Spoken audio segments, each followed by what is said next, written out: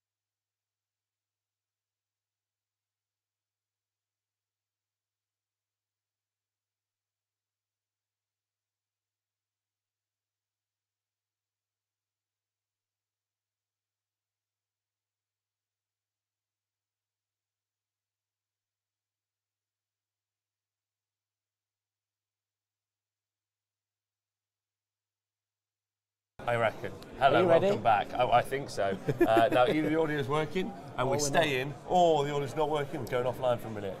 Actually, I like doing live tests. Yeah, it's great. Yeah, because I feel like you guys understand the sheer volume of difficulty. You committed with us. Yeah. We're part of the team. And they help us. Yeah, they help us. They're the sound guys. And then we help And the visual guys. And then we help you. There we go. Sounds good? Sounds good. There we go. Turns out it was just the filter. The filter, of course. Just the filter. Everyone knows about the filter Although it's problems. the same filter as yesterday. So just decided not to work. How can it have changed in any way, Mikey? Nobody knows. That's the power of technology, Rob. Right, so hello, welcome to the show. Welcome to the LCO. I'm Rob, this is Mikey. Hiya. Hello, welcome. Thanks for joining us. This is the LCO, which is Last Chance Open, which is an ITC 40k event. Yeah. We did the whole day of coverage yesterday, which is quite exciting. Yeah, it was we really, can talk really about fun. that in a minute if you want. Did you like it? It was your really first day fun. of doing like live 40k coverage. How was it? It was like, well, I've done a little bit before, but this is like super fun. There's like, we're all working together. It's like, you know, there's like got the roving reporter from Tom, which was just amazing. Tom's hair was on point yesterday. It always is. Yeah, he was great. Did you know he walked 7.5 kilometres yesterday? He did. In one room. In one room. which is amazing. He was so good. So like, you know, just like the games were really fun. Everyone was like super like great with each other. So like really good sportsmanship on stream. It went well.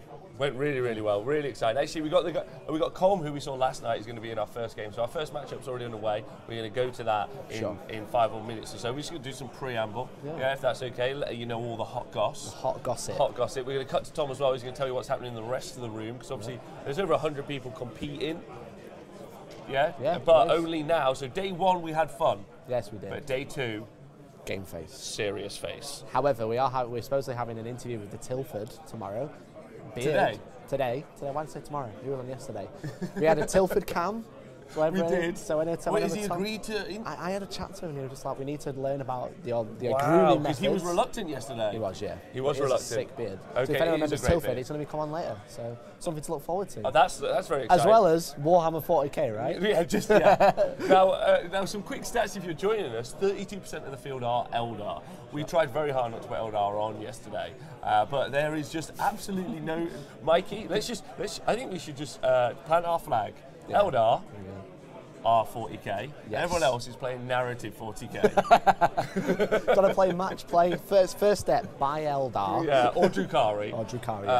So that more than likely is the 2 matchups. But exciting. It's a mirror match, game 1. But what's really exciting is you've got Mike Porter. You've got a few people in contention to win the whole event. But you do have Mike Porter, who potentially is number 2 in the ITC worldwide currently. Yeah. Now, if he wins his games with max points and then the game he's currently playing, we might see him in a final, so that's mixed chaos. So he would be a mixed chaos win, beating the 32% of Eldar, which is a big deal. Crazy. So that's what Tom will bring that info as it happens live behind us. Sure. So that's the kind of ongoing story. So it's Eldar, and then everyone like this. So please, can we not have Eldar again? And if not, you're just going to listen to an entire day of at least 3 people ragging on Eldar, which I think is worthwhile. Yeah. Both of the players said that's fine too. So they're probably used to it by now. So. Yeah. And speaking of Eldar, we have our infield reporter. Here we go. There we go. He's half Eldar himself. He's a myth. He's a legend. He's got grey hair. And he's got a winning smile. And he's the man who's going to bring you all the info from the tables, Mr. Tom Layton. Winning smile. Brilliant. I'd like to point out also that although we have 32% Eldar on the field, only 3 of them are in the top 10. Skill army confirmed, boys. Thank you very much. Brilliant, guys. Thank you very much for coming. We have got a decently representative field in the top section, actually, today. We've got 3 Eldari players in the form of 2 Drukkaris and 1 Alatok player, 3 Imperial players, 1 Chaos, 1 Death Watch, and then 2 Tau players. So although we're only seeing 9 Tau players of the event, 9.375%, we still have 20% representation inside the top 10. We have 10 players who can still win this event going for it, including the guys on the top table. So obviously you've got Coleman, Eric going for the win over there. And we also have Kenneth Morley versus Nathan Whitbread on table 27, which is effectively table 2, followed by Alex Harrison versus Tim Dagnall on table 3, Marcus Hinton versus Mike Porter on table 4, and Tom Higginbotham versus Lawrence Elliott on table 5. All of those guys still have a chance to win the event, scaling down based on battle points, and we'll see who comes out on top. There's going to be some interesting matchups going up there, with the first one being Drukhari versus Drukhari on the stream, Tau versus Imperial on table 2, Tau versus Death Watch on table 3, then Imperial versus Chaos on table 4, and Imperial versus Alatok on table 5. So some interesting matchups there. I'm going to be covering them all, as well as any interesting stories I find from the hall, and I'll catch you in a bit later. John. The green is the neutral one. We're live at the table. Great work there, Tom. Loads of people complimenting your hair, and it is true. The source of all Tom's power is his hair. We cut it off once. He wasn't able to. He was barely able to get out of bed. Sure. Right. So, welcome to the show. You do have. Let me get this right. Mm-hmm. We are live in Komorra. Yeah, because this is Drukhari versus Drukhari. This is the Dark City. This is the Dark City. With trees, factional and Imperial warfare. Buildings, or whatever. This is faction on faction action. Sure. I'm going to say that again. Yeah, faction on faction action. Yeah. It's like for action. For action. For action. But this is the action because this is the action. Oh God, Rob. It's happening. You guys are. That's it, right? It is a It's dank Sunday city. morning at 9:45. Let's just go. Welcome to the dank city. And you do have. So let's talk about who we got and what we got. So we've got Cole, who we saw yesterday. So he's using a mixed Drakari and Craftworld force. Interesting part about Cobb's force is it's got 6 flyers. 6 flyers. 6 flyers, and then he's also got over 14. Oh no, he's got 21 grotesques. 21 grotesques. He's got Urin Rakarth. He's got a homunculus. Yeah. With the Vexator Mask, which is super strong these days. Yeah, with the Vexator Mask, which is really solid, which makes units around him strike last. Yeah. And then he also is rocking at 20-25 racks. Yeah, so 2 units of 5 and 1 big unit of 10. Yeah, so like it's solid. When we saw James, such strong staying power because everything has a 4+1 barring the flyers. So I know it's like my Harlequin army, only toughness better. 6, but better. in every perceivable way. Yeah, exactly. Hi Cyanide, thanks for asking. So the LED markers that you can see on the screen are part of our SOL system. So that's our stream objective lighting system coming soon from the Honest Wargamer. We're just actually buying the fish tank lights that you buy on Amazon, repackaging them, putting the Honest Wargamer stamp on, Stick it, trademarking it, and then charging 10 times the price. There we go. Please don't undercut us by just going on to Amazon and buying it from there. If you do, leave an Honest Wargamer review there. Yeah, please, yeah. Came for the fish, left for the wargaming. Now, as you can see, the objectives, they light up, they correspond to who controls them, right? So red is controlled by Eric. Yeah. He's actually Team Wales as well, interestingly enough. Oh, so have they gone for team colours? Gone for team colours. Wow, okay, now that's awesome. So, so the ETC, which is European Team Championships, both Eric represents Team Wales and Colm represents Team Scotland, right? So we're going for national colours today. Yeah. So blue is going to be owned by Scotland, which is obviously Colm. And then red is going to be owned by Wales. And then green is neutral. Green is neutral. The green grass of England. Yes, indeed. Yeah. So the bonus points in this is all about holding like some of your opponent's objectives and some of your own. But before the game starts, they get to move objectives, move them 6 inches around the board. So they choose 1 each and they just slightly shift it around. Right. So this is whoa. Are you okay? It is absolutely fine. This is a commentary. This is a gun down at the OK Corral. This is my first time ever. This is 2 people staring at each other, eyes locked, pistols drawn. This is a face-off, I think. Yeah. Because both of these armies can move incredibly fast. They can. But what we saw, now we've talked about Colm's army, we saw that James last night just could not deal with 6 flyers. No. We also couldn't deal with any of the grotesques, well, most of the grotesques either. No. But we'll ignore that. Yeah. But the thing is we've obviously got Drakari on the other side, and exactly. And Eric is using a mixed force as well. So he's using Drakari and Harlequins. So he has again. They've both got an air wing of 3 Wazer-wing jet fighters with twin splinter rifles and disintegrators as a Cabal of the Black Heart. So this is super good because it's Black Heart, which means all the vehicles get 6 up ignore damage after they fail their saves. And also, they get the cheeky Vect. So both of them have the option to shut down any stratagem that you want to use. So I was doing the table commentary last night, so feeding the information to you guys. Sure. And it's just, what's really interesting at this top table is James last night, he was just completely conscious that he was going to get Vected. Yeah, he got Vected twice. Yeah, but he knew. He's like, right, I'm bringing these on, I'm going to use this stratagem. He asked, would you like to Vect this stratagem? Yeah. Which I kind of thought, is that bait? Like, is that intentional? Like, so and Mikey, am I right in thinking you can Vect a Vect? You can Vect a Vect if you need to. But it's not automatic. You do have to roll that dice, and you have to get more than a 2. So do you want to quickly explain how it works so people know? So basically what happens with Vect is it's the only counter stratagem in the game currently, whereas if you play a stratagem, your opponent has the option to pay 4 command points, so it's quite expensive. It's gone up. It used to be 3. It's now 4, much more reasonable.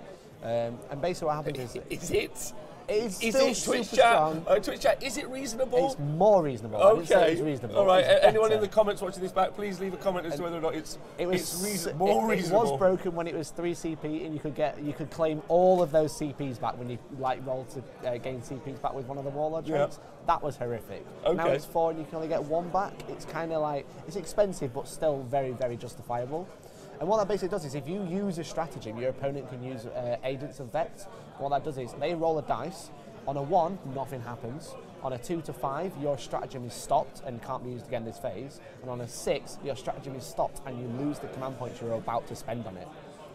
So if you're spending an expensive strat like 3 CP, that could be a massive deal. Yeah, exactly. And I'm right in thinking I can also spend a CP to reroll the result of my Vect. Of course you can, make it 5 CP. Why not? And then try and claim one back. Well, okay, I'm just checking the chat. No, it's Vect is situational. Oh, apparently it's fine. That's because it's Dan, and he thinks Vect is fine. And I keep telling him it's actually a broken stratagem. And Okay, it breaks the game. all right. So and Dan knows that. Your opinion is that it's strong. It is super strong, yeah. But what, like I said here, this is a showdown. Finally got the word. There, showdown. Yeah, this is a shootout. This is 2 men, pistols drawn, and one of them's like, "Are you vecting me, or am I vecting you?" And then if I vect you, are you vecting my Vect? Yeah. Well, the thing is they both have a lot of stratagems, so they could vect each other vecting twice. Well, the good feedback we're going to get is we're going to put up on the screen how many command points exactly both have, so that can be part of our ongoing discussion. Yeah, and our so man on Eric the ground, John, 10. is going to bring that up for us. Yeah, so Eric has 10. I think Colm has about 10 as well. But Eric also has Harlequins in this list, so he has a... So I'm excited. You're These excited. are the only ones that are acceptable because they are comedians and jokers. Sure.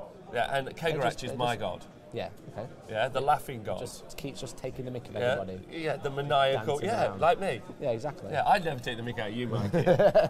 Oh, look at, behind here was so many things to say, but I left it. Not like yesterday, right? Serious game face today, Rob. Today it's all serious. Don't make me tell jokes today. That is not what I'm here for. Thank you, Ace Face. Also, if you've never been to the LCO, you should attend or you should follow Ace on Twitter or Facebook. Just because hang around with him. Just hang around with him. He's an angel. He's great. He's an angel. He We'll looks hang around with Mikey when he's not on dates. So he has a Vanguard detachment of Harlequins, which is Sombre Sentinels. You'll know what that does. You play Harlequins. Yeah. Sombre. Sombre Sentinels. Did you say sombre? I'm from Yorkshire. I'm not going to say. I'll have a Pinot Grigio and some Sombre Sentinels if you don't mind. That red. So he has a Shadow Seer, 3 Death Jesters, and then a unit of... so Death Jesters, any artifacts? Because I'm hoping that you got... none on the list. Oh, you could buy some later, maybe, if they. I don't think they have to be... You can buy an extra. You can buy an extra with a stratagem, sure. And then he's got a unit of Harlequin Curtain Fall's bikes. a good one. Yeah. Curtain Falls, but maybe not. We'll see. And then he's got a unit of Harlequin bikes with the Haywire cannons. How many? Place. So he has 5 Harlequin bikes. And then he has a battalion of Prophets of Flesh. Yep. The Homunculus, who's probably going to take the Vexator Mask. I tell you what, there it is. the Homunculus in Camorra who are producing the grotesques are working overtime. Yes. They are just kicking racks and grotesques out like they're going out of fashion. Yeah. And that's to say nothing of the Talos factory. No, exactly. So, but he has Urian as well. So there's double Urian on this table. There's just like it's like the imposter battle. It's like who's the best one? There can be only one Urian, and we're going to find out which one that is. But he's got 15 racks, and he's also got 9 Talos. No, well, okay. So this is very much kind of like what I like about this mirror match to a degree. Sure. Yeah. Yeah, and that's it. That's it. So what I like about this mirror match, obviously, is you've got the planes and planes, but you've got 6 versus 3. But realistically, the Harlequin jet bikes are just because they do mortal wounds to vehicles. Yeah, they do. So they are fantastic at going through the going through those planes. So yeah, exactly. You know, Eric's kind of got like a nice counter, but also the Talos have got those mortal wounds as well. And they can fly as well. You know. And they can fly as well, so they could assault them. Yeah. And they've got the Haywire blasters on there as well. So There's a lot of Haywire in this list. There's a lot of Haywires on Eric's side. Yeah. But then Colm's gone for that kind of sustainability in flights. Now we did hear from Colm yesterday that this is his more polarising list. Sure. Like he said that he thinks he either wins or loses with this army. It's like a little bit because the planes, that's a lot. And if he does happen to lose those big bunkers of grotesque racks, he's in a tough position with boots on the ground. Exactly. But you know, really interesting. I think it's an interesting matchup. Oh, obviously it's 40k, Mikey. So who goes first? It does make a big deal. It makes a very big deal. Do you think that this game will come down to who goes first? I don't think so. I think first turn is going to be quite a lot of tactical moving and moving around, rather than just going.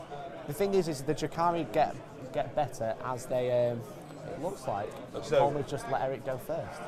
So it looks like Eric's going first. So Eric's going first.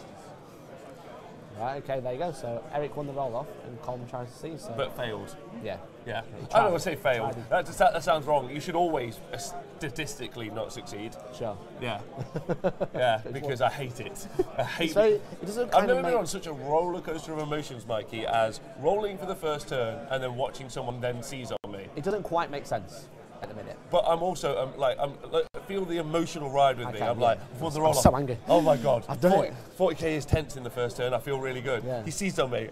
Utter disappointment immediately. Yeah. It's devastating. It was like yesterday when Jane set up game 2. She had Necrons versus Tanks Tau, and she set up first, so she got the +1, rolled a 7 to go first, and then Tank took a Hellstorm Wargaming dice and seized on her. It's just like, what just happened? Right, so there you go. So Eric got to go first, and I got to say, I really do think that Eric's. I think he's got the stronger position, especially first turn. Sure. Because of the sheer volume of haywire. Now it really just. So let's look at the actual board. Yeah. And let's start. Draw. Let's do some drawings. Well, we need to do team colours, don't we? So. Yeah. Thank you very much, John. Appreciate that. Eric is red with his team Wales, and blue is Colm. So essentially, what I should do is probably go through their secondary. So Colm has gone for Big Game Hunter, which is kill a unit with more than 10 wounds. So if he kills any of the flies, he gets a point, up to 4 times. He's also got behind enemy lines, so score a point if he gets in the opponent's deployment zone, and recon. So have a unit in every corner of the board. So with these units, they can move so fast, right?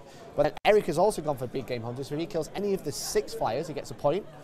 He's got Marked for Death, which has chosen the 3 units of Grots and a Razor Wing. So he's confident. So by Grots you mean grotesque? Yeah, yes, grotesque. Yeah. So some people might be like, what? Yeah, the glue spike Grots. Goblins? In 40k. So he Marked for Death is choose 4 units, have a power level of more than 7. And then basically get a point for killing those units. So he seems like he's quite confident he's going to kill all those grotesques. Oh, you wouldn't have chosen them, right? Yeah. And he's on recon, so just get all over the board, get some points. So quite interesting. Yeah, very, very interesting. So I think realistically, if you look at the board, I need to go to the right colour for Eric. So Team Wales, this big unit of bikers, 24 inches on their movement. The guns. On their guns, on their haywire blasters. Yeah. Now, I personally think that Colm may have left this flyer here out on purpose to be like, oh, you can grab this, but then these flyers can come in and deal with them.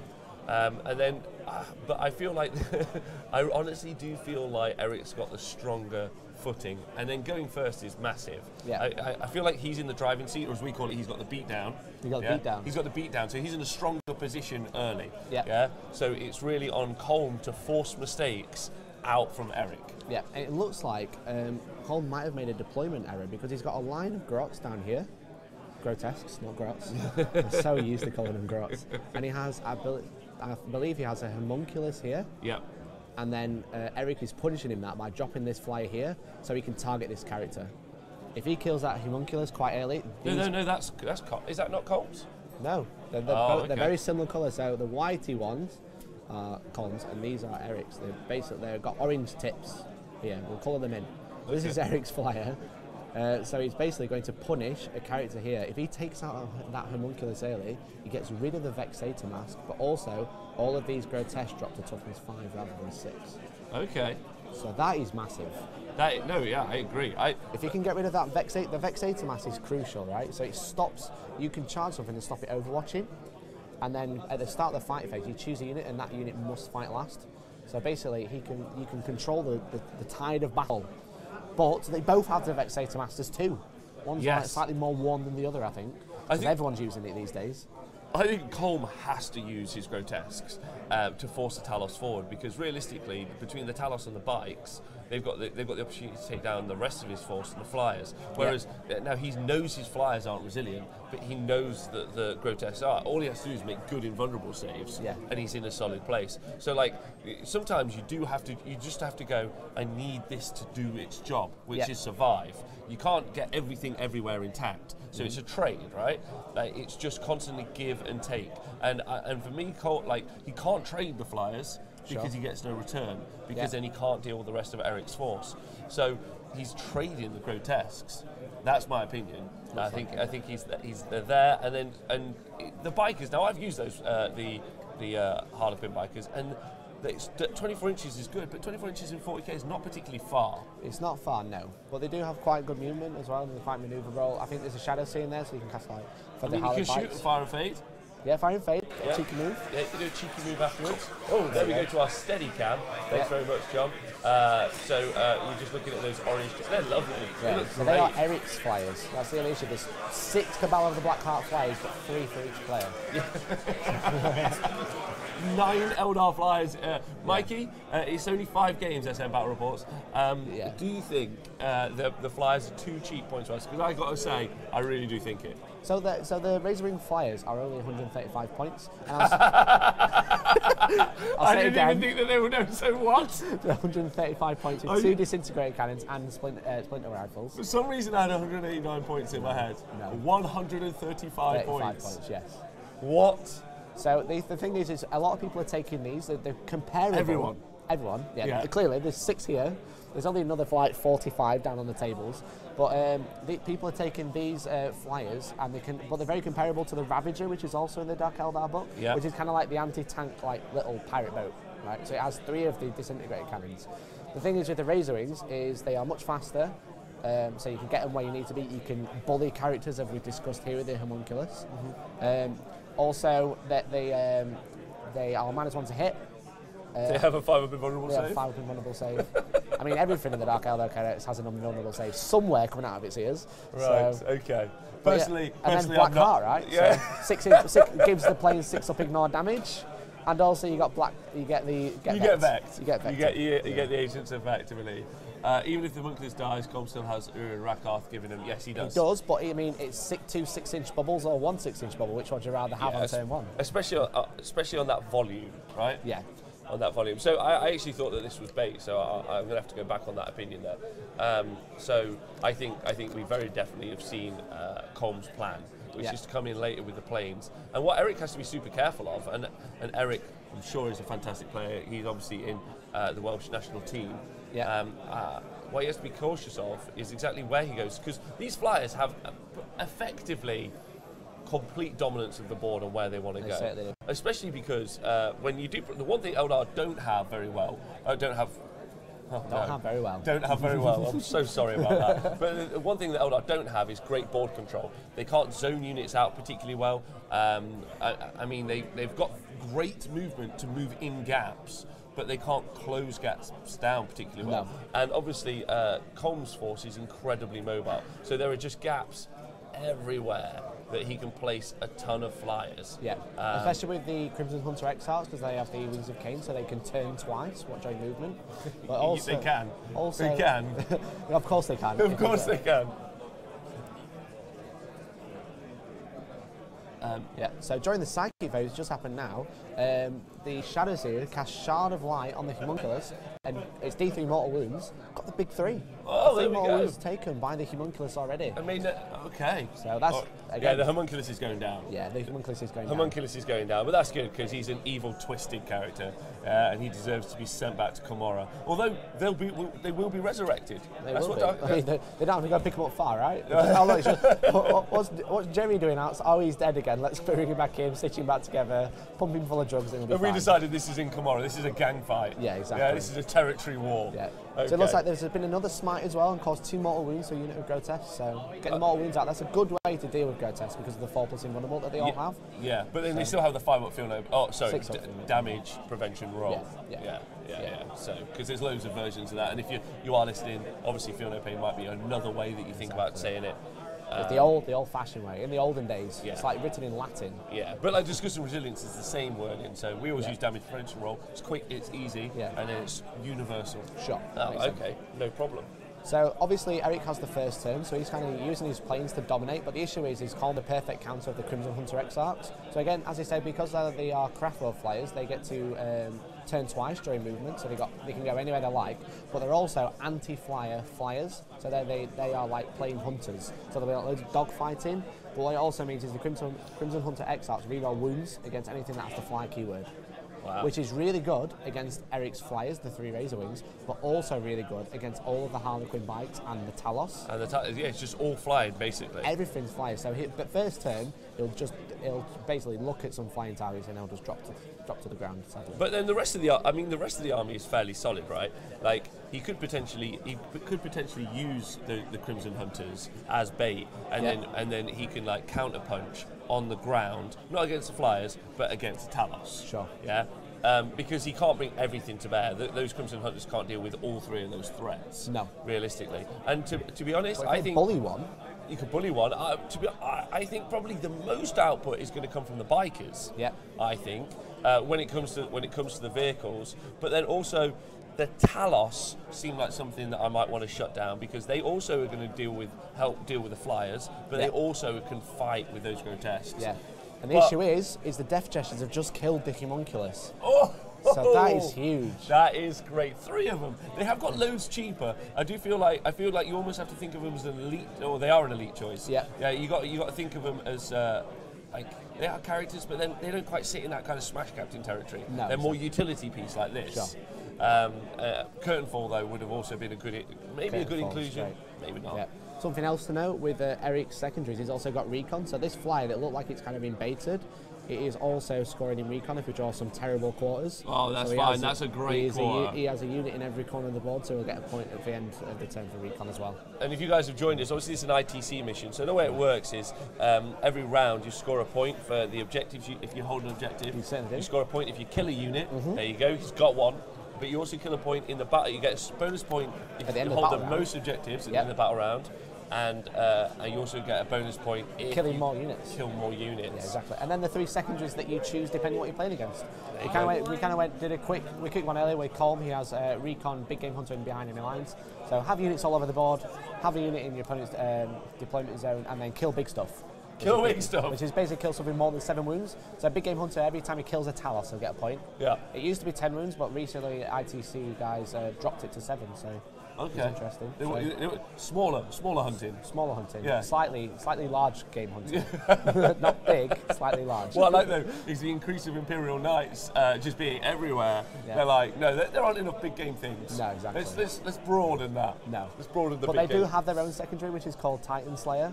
So every time you do 8 wounds to something with Titanic keywords, you get a point. So. All right, okay. So it all balances out. But no Titans today, so they've not chosen that. Eric's gone for recon. Yet. So obviously we've talked about how he has a unit in every corner of the board. Recon seems to be something a lot of people go for. A lot of Eldar people go for. Yes. Because of the movement. Because they move so fast. Everything has flyers, so that's why planes are so dominant in ITC. Because even though like... Could it also be that they cost like 40 points? Also. I mean, it just makes them a solid unit. Because like while planes can't hold objectives, because of the way the secondaries work, they're not really holding objectives, so they can still be used for behind enemy lines and stuff like that. I think there's, again, with the Crimson Hunter Exarchs being able to turn twice, if Colm wanted to, if he wanted to get behind enemy lines, let's say it was Dawn of War, he could take a flyer and park it here, fly along here, and then turn, and then fly along here and turn back. So you can just keep using the flyers just to keep jumping around this deployment zone. Yes. It's super good. And he can just, because of the range of the guns, he does have the option to do that. So we'll see. Yeah. No, I agree. Thank you everyone for joining us on Twitch. That's great of you. If you're watching on YouTube or anywhere else, it's real fun. Hi guys. Hi guys, thanks for joining us. Who do you think's going to win? Yeah. That is the big... Have you got an early prediction, Mikey? Have you got an early guess? I rate Eric's list because I think Grotesques are good. But Grotesque versus Talos, they basically have the same role, but with Grotesque, they're basically, I call them baby Talos, because they're like Talos, but not quite as good. Oh, you don't think they're quite as good? I just think they do a different job, right? They're basically, they've got a very similar role, but Talos have the option, they're more versatile. So they have the guns to take out tanks, right, because of the haywire. They've got the chain flails, where when they attack, they double their attacks. So they're like base strength, 1 damage, but they double attacks. They have 10 attacks each. So if they're taking out hordes or things with a really good save where you want to make them fail a few, they have that option. Or they have the macro scalpel, which is essentially like a power fist. It's their base strength -2 and 2 damage, and if they attack with 2, they get an extra attack. But they get 5 attacks each. Yeah. And 7 wounds, which is actually quite crucial. Because it's an odd number, it's really difficult. Like your 2 damage weapons, you need to get 4 wounds through rather than 3, and then they ignore damage on the 6. Whereas drops only have 4 wounds. Yeah. That's the issue. And the slower, you don't have flat, but they are infantry, so they can move through the buildings. And they do so. Thank you very much, Yoda Gosell, for joining the knee stabbing game. Appreciate that a lot. 14 months in a row, you angel.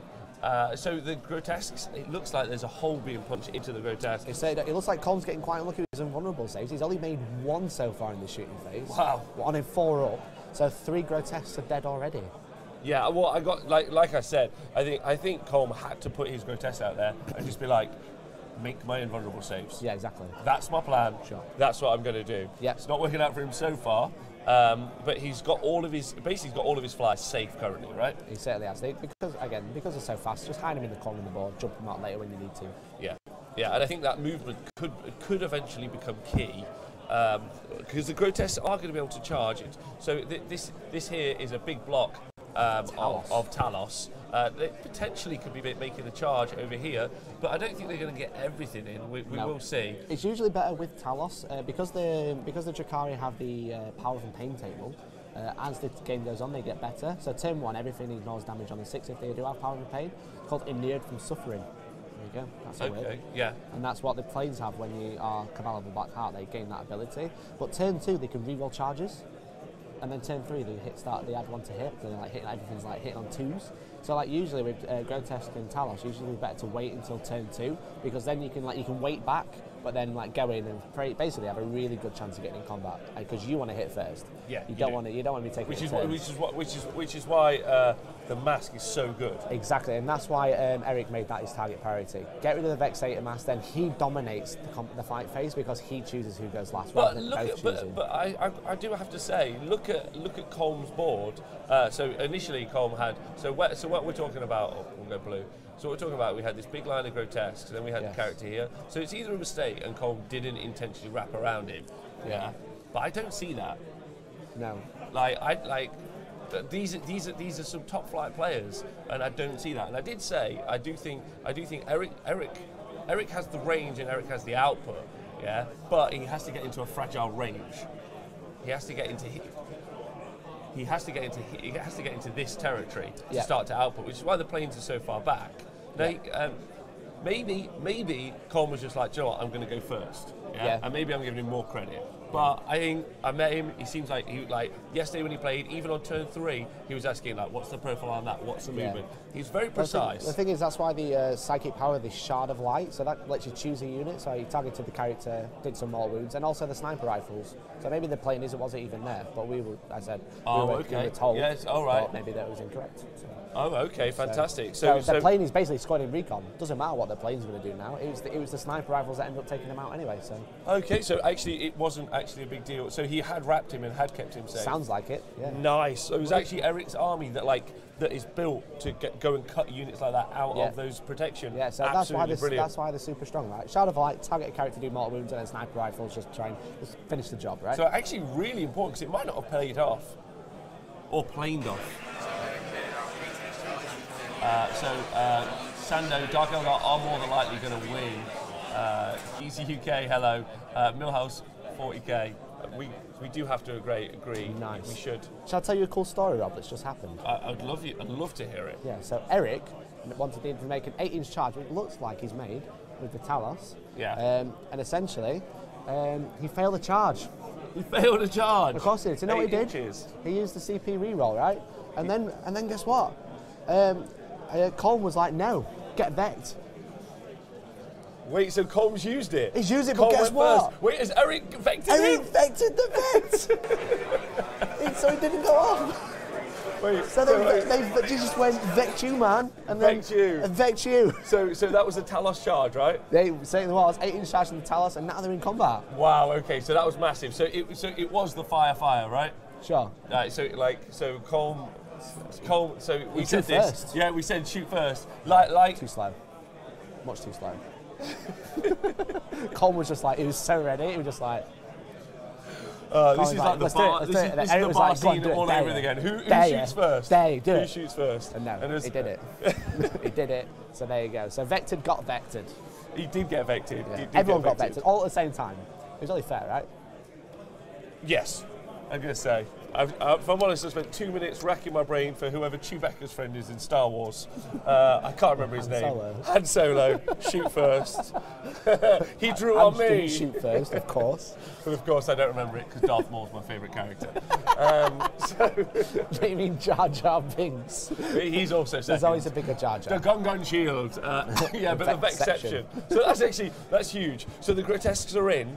And I got to say that... The Talos are into the grotesque. Sorry, the Talos are into grotesque, yeah. But Eric still has the mask. It doesn't look like they have loads in, necessarily. So as you can see, those funky bases, which is really messing the camera up. Yeah. Because they're kind of floating above the funky bases. Yeah. Has he got loads in? So there's only 9, don't forget. But it's not 1 unit of 9 that's charged. No, it's 1 unit of 3. He got 2. So you've got unit 2, 3 here. Yeah, so it looks like he's got 2 units in combat. Because you've 2 units, yeah. Because you've got the growth. So he's got 2 units, because you've got the grotesques, which are here, and then you've got the Talos, which are here and here. Yeah. So he's got 2 units in combat, which is huge. So again, depending how he attacks, he either has 15, strength 7, if he has homunculus. Depends where the Vexator mask is as well. Exactly. And are we going to see Colm then hit him with a command interrupt, and then we're going to see another Vect? Potentially. Well, you can't. The No, thing is, because you it's can't different interrupt. phase. No, charge phase, combat phase, different phases, He can do so he it. can Vect again, Yeah. unless it's a turn. No, it's per phase. Per phase, so he can do it again. Yeah. The thing is, as well, is the Vexator mask doesn't let you interrupt at all. It says you must fight last. Okay, yes. So no rule lets you override that. So you are fighting last. So if he has a Vexator mask there, Eric's laughing. Well, laughing. 6 Talos in there. So many attacks. So many attacks. Each of them will have 5 2 damage attacks, or 10. At strength 7. Strength 7 or 8, depending if they have Yuri in there. Because they gives them plus strong 1 strength and toughness. Can an enemy Urian buff? I will find out. Can you imagine if they could? That would be hilarious. Because it's quite funny because I think we'll be able to find out. We'll be able to find out from the table if an enemy Urian can buff your Prophets of the Flesh, or your Talos and your. No. So it's quite funny that Yvraine, the Yanari character, every time an Eldari unit dies, she gains a wound. Doesn't say if it's friendly or not. So both are Perfect in a mirror match. Yeah. Perfect in a mirror match. So it says, Sculptor of Torment, add 1 to the strength and leadership characteristics of Prophets of Flesh units while they are within 6 inches of Urian. They are both Prophets of Flesh. It doesn't say friendly Prophets of Flesh. Well, we'll see how the guys on the table, they may call a judge. Also, Master of Pain, add 1 to the toughness characteristics of Prophets of Flesh units while they are within 6 inches of any friendly one. So the toughness one. Friendly one. So the toughness one is only friendly, but the +1 strength isn't. Right. That is quite big. That is quite funny. That is quite. So that's straight from the Codex, guys. If it's been FAQ, we don't know, but I'm just reading from the Codex. That's good enough. It really is. Morning, everyone. Thanks for joining us. This is a completely grotesque game. It is grotesque. That's absolutely true. Everyone obviously wondering. So this is our 3rd time doing live streaming now for the honest-wargamer. We've got like 7 this year so far. Huzzah. It's really exciting. First time out, Scrivo absolutely smashed it. That's our man who pushes the button. He smashed it last night. Updates all the points for you. Second time, had a bit of a boo-boo on the Saturday night. Yeah. He just is addicted to pina coladas. He is, he loves it. In Pinot Grinos, or whatever you called them earlier. You'll see him drinking an apple sours at 3 a.m. most nights. Because he's just a legend. He is a legend. He's just the best. But they didn't make it. But he has made it today. Yeah. Congratulations, Scrivo. He's got a 66% attendance record now. Absolute legend. Well done. Vect is the worst stratagem in the game, at least in this game, says Surfer Dibs. At least there are chances for Vect to get Vect. It's the only acceptable situation. I mean, it is tough, Surfer Dibs, especially when most 40k armies, in my opinion, if we look at the Tau game yesterday, or if we look at GC Occult's army yesterday, they relied so heavily, or even the Orc game, and all of it relied on just always applying them stratagems. Yeah. And obviously, the fact that Drukhari can just shut those down and make it, you can't play your game now, and you can play that game against any other army. Yeah. Apart from Drukhari, and then you take the Drukhari Codex and the Eldar Codex and you smash them together. Take all the best bits. You take all the best staying bits. power of the Dark Eldar, and then the like funky cheesiness of the Eldar. The output, maneuverability, psychic damage, and shooting raw power of Craftworld, and stick it together, and you've got a solid. I do feel though that Drukhari have got the stronger Codex. I did say that on release. Like mono faction, if you took each codex separately, totally. Yeah, I just think that they have, because they have the, you're going to use a stratagem? No, you're not. Yeah. I think. Speaking of which, shall I tell you a story, Rob? I might have a story for you, Rob. So, wait, hold on. Let me sit comfortably. And everyone at home, get yourself a small cup of tea. Yeah, Mikey sit down. something that happened on the tabletop. Go for it. Firstly, I made an incorrect rule. So if you get Vexator Mast, you can interrupt. Perfect. Cool. So we know that Colm now. did interrupt. Yes. Oh my God! So that's fantastic. Hello, everyone. Oh hi. So Colm interrupted. Of course he did with his grotesque. That's what I would do. Yeah. Good. So how many did he kill? So no. What? No. Why would he not? Because Eric vectored it, obviously. He was like, get vector, fam. The easiest call I ever had to make in my life. Yeah. So he rolled like a 3. Yeah. And popped it. So then Colm was like, whoa, Colm vected the vect. He vected the vect. Wait, so this is a reverse of but Rob, Colm rolled a 6. Which means Eric couldn't use his vect, but also it still cost him 4 CP. That's huge. That's huge. Amazing. That's amazing. So super get vectored. Super it was like get vectored. Vect. But then that's nice because then that's just happened to him in the charge phase. That was in the fight phase. No. This happened in the fight phase. So it happened in the charge phase, then it happened in reverse in the fight phase. So from charge phase to fight phase, we've seen 4 Vex. 4 Vex. All successful, but 1 on a 6. Yes. Kind of. All not 1, 2 weren't, but they were at the same time. But then also, basically, Eric's Harlequin bikes are in combat. So because the grotesque interrupted, they chose the Harlequin bikes, but used lightning fast reactions because -1 to hit. Yeah, I mean, that's still but fine. But does it matter? No. That just happens. They just fall apart. The psychological warfare is huge on this battlefield. Absolutely huge. And as we can see, look at the command points. We've got 5 down to 2 now. Exactly. 5 down to 2. So and that's massive because Colm still has a vect in his back pocket. He certainly does. I mean, Drukhari are more than a single stratagem. That was so... You said that with a near serious face. It was great. There's 2 strategies. There's lightning fast reactions and there's... Whoa! I'm sure there are more. Yeah? Okay. Weirdly though, both players only holding 2 stratagem cards in their hands. Sorry, I wonder what's in your hand. I've not seen it yet. It's a really exciting game. And obviously, I can't wait to see what happens in this combat. But we haven't yet found out what's been happening at the rest of the tournament. So I'd like to know, and I'm sure you do, Mikey. Ian, thank you very much, mate. We've been refraining because there have been lots going on in your game. So we've had quite a lot of developments in the remaining 4 games that are looking to really win the tournament here.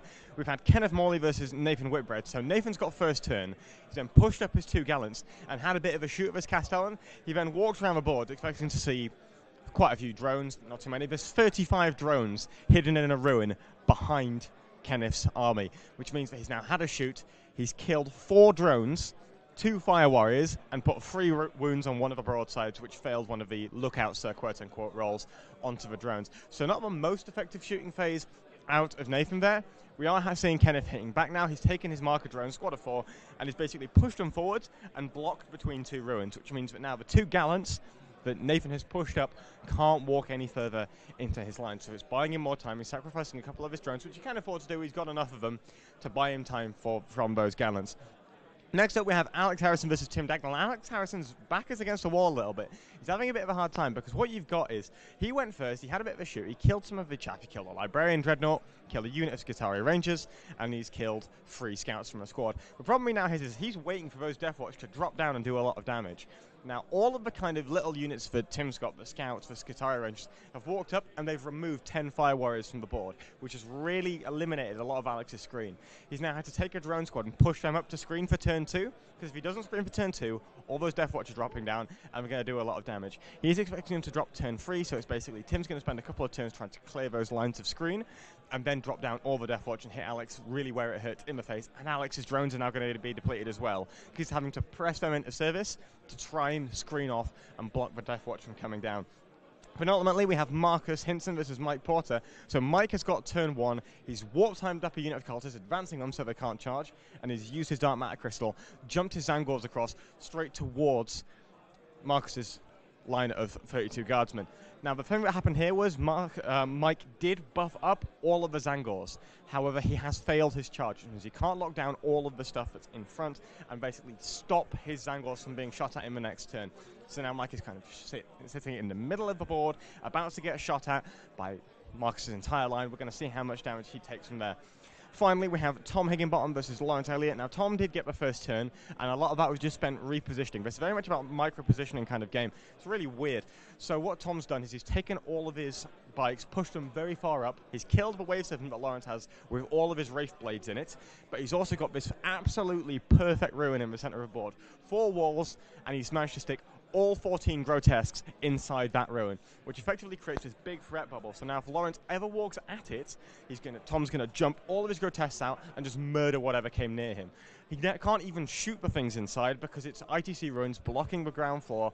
Can't shoot them because he can't ever see them. So basically Tom has full board control. Lawrence is stuck in the back corner, looking like a little bit of a tricky situation for him, but it's only turn 1. We'll see if he can come back. That's pretty much it from the remaining 4 tables. Not really too much weird or wacky stories going on as we get towards the end of games, but back over to the mainstream table.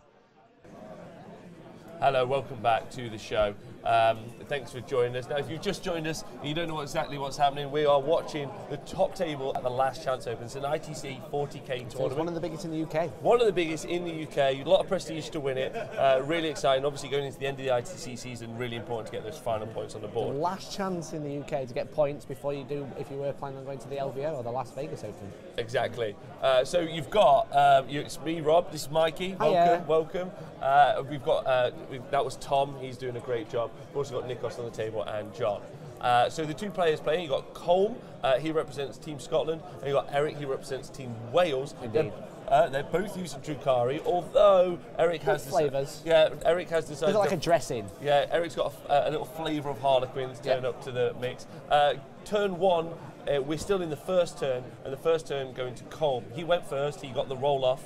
To Eric, sorry. Eric's it's very difficult. First. They're both Drukhari. It's fine. So that's fine. That's the right hand side of the screen. This as is you can Eric's see. fun party time. Yeah, side. Eric's had a great time. Yeah. He sniper rifled out a homunculus, which really helped. He then got off some charges, but there was a Vect, there was a double Vect. And then a double Vect. Double Vect. That got 2 units of Talos and a unit of Skyweavers into combat with the 2 units of Grotesques. The 2 units of Grotesques, which is important. We then saw a double Vect happen again, but this time in reverse, so for a command interrupt for this unit of Grotesque at the top, rolled a 6, so that meant he was able to reduce Eric's command point pool down to 2. However, that ongoing combat, and we see the result now, between a unit of Grotesque, another unit of Grotesques, 2 units of Talos, and Skyweaver has ended up. How's it ended up, Mikey? So, again, I made a mistake, because I made a mistake about being wrong, because I was right the first time. So the Vexator Mask forces a unit to fight last, even if you cannot interrupt with that unit. So there is 2 units of Grotesque in combat, as we mentioned. So the one that didn't get Vexated interrupted and hit the Skyweavers, and the Skyweavers in response used lightning fast reactions to make them -1 to hit. So in the end, the Grots only killed 1 Skyweaver. Wow. So, which is not good. They should have dominated them. However, in response, the 2 units of Talos and the Skyweavers killed 5 Grotesques, which is huge. Wow, yeah. Even though, do you know how many points a Grotesque is, Rob? Shall I tell you? Bearing in mind how hard they are to kill. Have a guess. Okay, let's have a look. So Cataphrone Destroyers, like once they've got their guns and stuff, they rock out nearly 60 points. A Bullgrin, with a shield, he ends up at being like 36, 38 points. Tell me. So bearing in mind, 4+ Invuln, ignore damage on the 6 with a cumulative buff, so like rerolling charges. It's also got 5 up damage after damage save. 6 up. 6 up, sorry. So which then big on top of that, on turn 2 it rerolls advances and charges. On turn 3 it hits on 2s. Does mortal wounds in combat if it just has no AP. Toughness 6. Toughness 6 if it's near something. It's toughness 5 normally. 4 wounds, 34 points. Did you know Chaos Spawn is terrible and they're the same points? Well, I got to say that 34 points is just outrageous, realistically. I'm not really sure I'm not really. Please just justify that for me, Rob. 34 points. Try. Oh, you want me to justify it? The points guys for Games Workshop don't care. Cool. How's that? Real Thank you, simple. very good. Real simple. That was a perfect answer. Or more importantly, they want us to do excellent coverage. Exactly. So we get to do these great analytical, like, do you know that these 34 points? Everyone at home can be like, there. The actual hell. Although I will say something, Cole's models do look really nice. I really like the look of them. Yeah. I'm just saying that. Cool.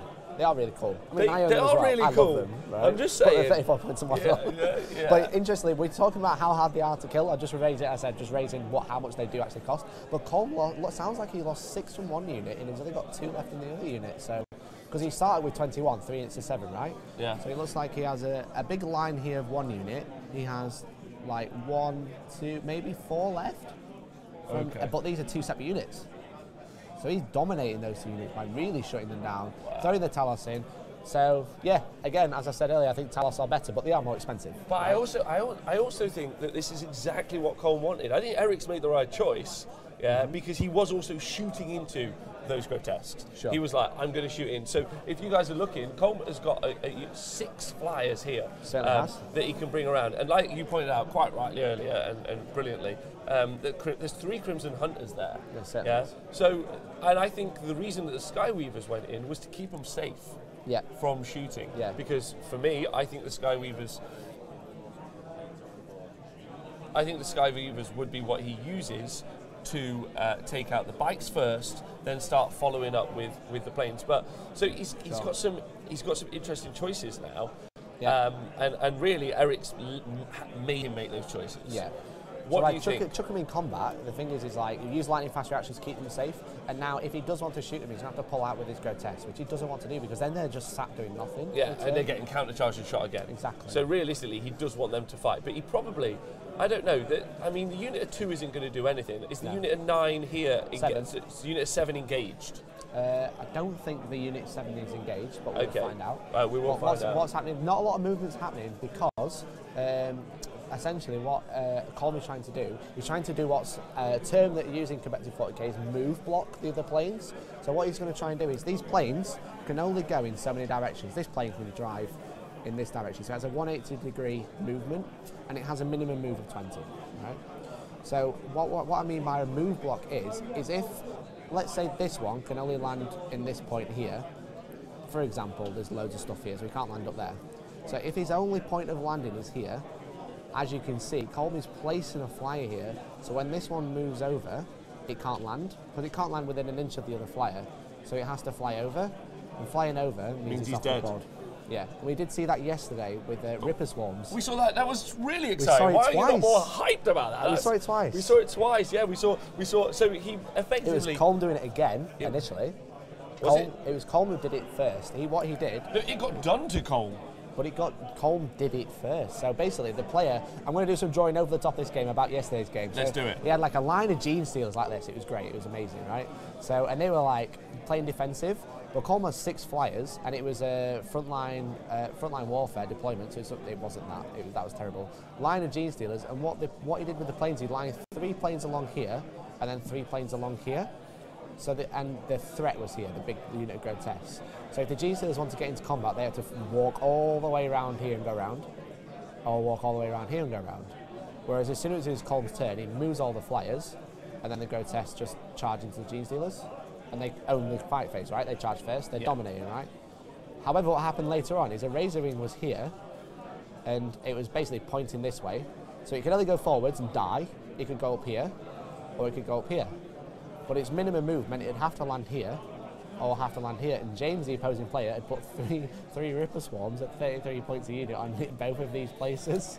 So the Razor Wing just had to fly off the board. It just died. So you're like, oh, it killed the flyer, but it's only 135 points, right? Yeah. Yeah. I mean, to be fair, he's barely losing anything. Exactly. And he's absolutely fine. So effectively, he might be able to take out the planes through movement. Yeah. And then he can take out the rest of the army through shooting. Yeah, so you can, because once you've move blocked where it can't go anywhere else, you just ignore it because it's just going to die. That's massive. It just forces it to death, you know? Yeah. It's also an extra killer unit and stuff like that during the battle round, which is super, it's just amazing. So it's big. Yeah, it's a really good ploy. It was really funny when it happened, and it happened twice. So like obviously like yesterday, Cole move blocked and then got move blocked, and this morning they got vectored and then they got vectored and then they did it to each other. So okay, so this is a role reversal. It is. Yeah. It's a roller coaster of emotion. It's a roller coaster. Yeah. So while we calm down. Why don't we calm down? We need a second. Because I tell you, a man who feels no emotion at all. Yeah. Right. But apart from his love for Warhammer, Mr. Tom Layton. Sure, that works. That's all right. That's totally fine. We'll make it work. It's all good. It's all good. All right, guys. So we've had basically an entire town shooting phase since the last saw you in the form of Nathan Whitbread versus Kenneth Morley. Kenneth obviously is blocked off the Gallants. Gallants can't really get through, but it doesn't really matter for one of the Gallants because that Gallant is dead. He's taken 5 wounds off the next one. He's done a couple of wounds to another shield captain with some smart missile systems, as it was just closer to the broadsides than the aforementioned Gallant. So he's done quite a bit of damage there, and he's going to get another turn of shooting after the Gallant goes through the marker drones that are blocking him off. So you have to think that second Gallant's going down, and I'm not sure Nathan has the damage to keep on going with the Castellan, simply because there are just so many drones that are blocking him off. So really, I would imagine that Kenneth is going to start pushing his tail up the board and starting to take some objectives and pressure that kind of backline of chaff that Nathan has on him. So it's a bit of a tough situation for Nathan. Maybe if he can spend a turn just clearing shield drones and get that, and then get lucky with his Castellan as well, he can then start to do some damage, but it's going to be a bit of a swing for him if he wants to turn this back around. But we've got Alex Harrison versus Tim Dagnall. Alex has come back with his tower shooting phase and killed all of Tim's chaff in response. So that's 2 squads of scouts, the remaining squad of scouts, which only had 2 members left, and a squad of Skitarii Rangers. So the aim for this is to try and keep his screen alive, because otherwise Tim only has 2 honored Dune Crawlers, and they're going to struggle to kill the shield drones that Alex has pushed up to really block off the Death Watcher about to come down, simply because of that 4+ invulnerable save, and the weight of shots isn't quite enough to do that. So that gives Alex a little bit more time to try and block off the rest of his army from the Death Watch inevitably coming down on turn 3. They haven't come down on turn 2, so we're going to expect to see that come down turn 3 unless Tim forgets. We then have Mark Tinson versus Mike Porter. Marcus has had his shooting phase back. He's killed the unit of 40 cultists that ran into his face with the warp time the previous turn. So that released a little bit of pressure, and then he's fired a few more shots into a unit of Zangor at the back and another unit of cultists. He's also used his shield breaker missile to fire at Abaddon, and despite using a CP reroll on the damage, he's only done 3 wounds. He rolled a 3, he CP rerolled it for the greed, and then he got another 3, unfortunately. So Abaddon's still walking up around. He's walked up behind the unit of Zangors that used the Dark Matter Crystal previously, and those are about to charge into the Guardsmen. I would imagine he's only going to charge 2 of the 3 squads, then lock onto the 3rd squad, just so they can't be shot at, and then Abaddon's behind them, and he can't be shot at either because of the character rule. So that's going to cause Marcus a big problem with all of those models in his face, and Abaddon walking forwards, trying to go for his knights. And I believe he only has 1 shield breaker missile. Abaddon has 4 wounds left. Maybe he can snipe out Abaddon, but we're going to have to see on that one. Finally, we have Tom Hutchings versus Lawrence Elliott. So Tom's having a bit of a think now, but Lawrence has made a bit of a... He's had a plan, he's gone for it, didn't quite work. He buffed up a squad of 5 Wraith Blades. He's then tried to quicken them and try and catch out a unit of 4 Skyweaver bikes that Tom had just out of position on the side. Unfortunately, he's failed the quicken, which means they're not going to get caught out, and Tom's about to come again with all of his Skyweaver bikes. He might bring the Grotesque out, but I feel like that's for greedy play. He could probably just come forward with all of his Skyweavers and just try and riddle those Wraith Blades as best he can. That's pretty much the update from the remaining 4 tables. Let's see what's going on in the main game. And you know, 1 day of practicing is always good. Hello, welcome back to the show. This is Vect versus Vect. This is all that matters. Agents of Vect versus Agents of Vect. It's just great. Move block versus move block. Planes versus planes. Grots versus Talos. Drakari. Mortal combat. Yeah, mortal wounds at range plus 4 up invulnerable saves. Who will win? Who knows? Not the game of 40k. So, welcome back to the show. Tom, great job as always. Smashing work. What a legend. And welcome everyone on Twitch chat, YouTube, wherever you're watching or watching back. If you just joined us, this is 2 Drakari forces, Eric and Colm, as you can see. Eric's now got no command points left. Colm has got 5. This is the first turn for Colm. Eric's already gone. In his first turn, he wiped out I think 11. Sounds like 11 grotesques. 11 grotesques. He also wiped out a homunculus, and that was the damage output. Yeah. And in return, he only lost 1 Harlequin jet bike. Wow. That is good. That is good. That's good. I mean, it's fantastic. Not quite as good as Tank's game yesterday with his Tau, where he fired an outrageous amount in the first turn. So someone say broadsides are very good. Tank did, and so did everyone who watched the show yesterday. So we're in turn 1. for these two opponents. It is Drukhari versus Drukhari. This is the two people who have done best so far based on ITC points in the ITC game this weekend. So we're live in the action, and what you're seeing is I still think the movement phase for Colm, am I right? Yeah, because obviously flyers must move, and there he goes, off he goes. He's flying. He's going around the board. I looked at it. So this is still turn one, the bottom of turn one, as we say. So it's the second half of turn one. So that's actually a good point. Let's thank you to Arne in the chat. So I'll identify. So all of these units here and these units here belong to Colm. No, he's moved it around. Correct. For me so we'll do it again. So all these belong to Colm. Yep. So then these grotesques, there's a couple of grotesques here. Just hanging about. Just having hanging a great about. Time. However, the opposing force has got this plane. There are loads of Talos here. Talos. There are Skyweavers here. Yep. There we have more Talos and a bunker of racks and characters. And then we have this plane, which this ball plane looks like it's being move blocked at the bottom left, just to death. It's going nowhere. It's dead. It's dead, Jim. It's dead, Jim. It's dead, Jim. So if it helps, Eric has basically the red tipped flyers, and then Colm has the full red flyers and the white ones. Yeah. So they're the difference in colour. So you do understand, obviously, with top down, it's not always the best to see, but it's just best trying to look at tactical the oversight. Yeah.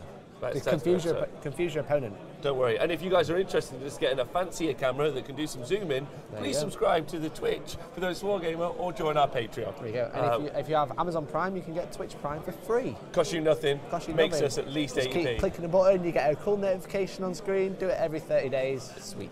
Thanks very much. But all that money goes into making these live shows better. Yeah. As we travel around the world doing them. Around the world. Yeah, we're going to be bringing you some from Australia. Prestige worldwide. Prestige, exactly. Canada. We're going to be all over the place. That's really exciting. Amazing. I'm having a great weekend. Mikey, thanks so much for joining us. Mikey obviously works for Hellstorm Wargaming, runs Hellstorm Wargaming. I run it. Do you run it? I thought Dan ran it. No, Dan. Okay. No, Dan's terrible. No, Dan's great. No. So, we have some Wargaming. We do like battle reports on YouTube. We do a cheeky podcast every 2 weeks as well on YouTube. A cheeky podcast? Cheeky podcast. In Nando's.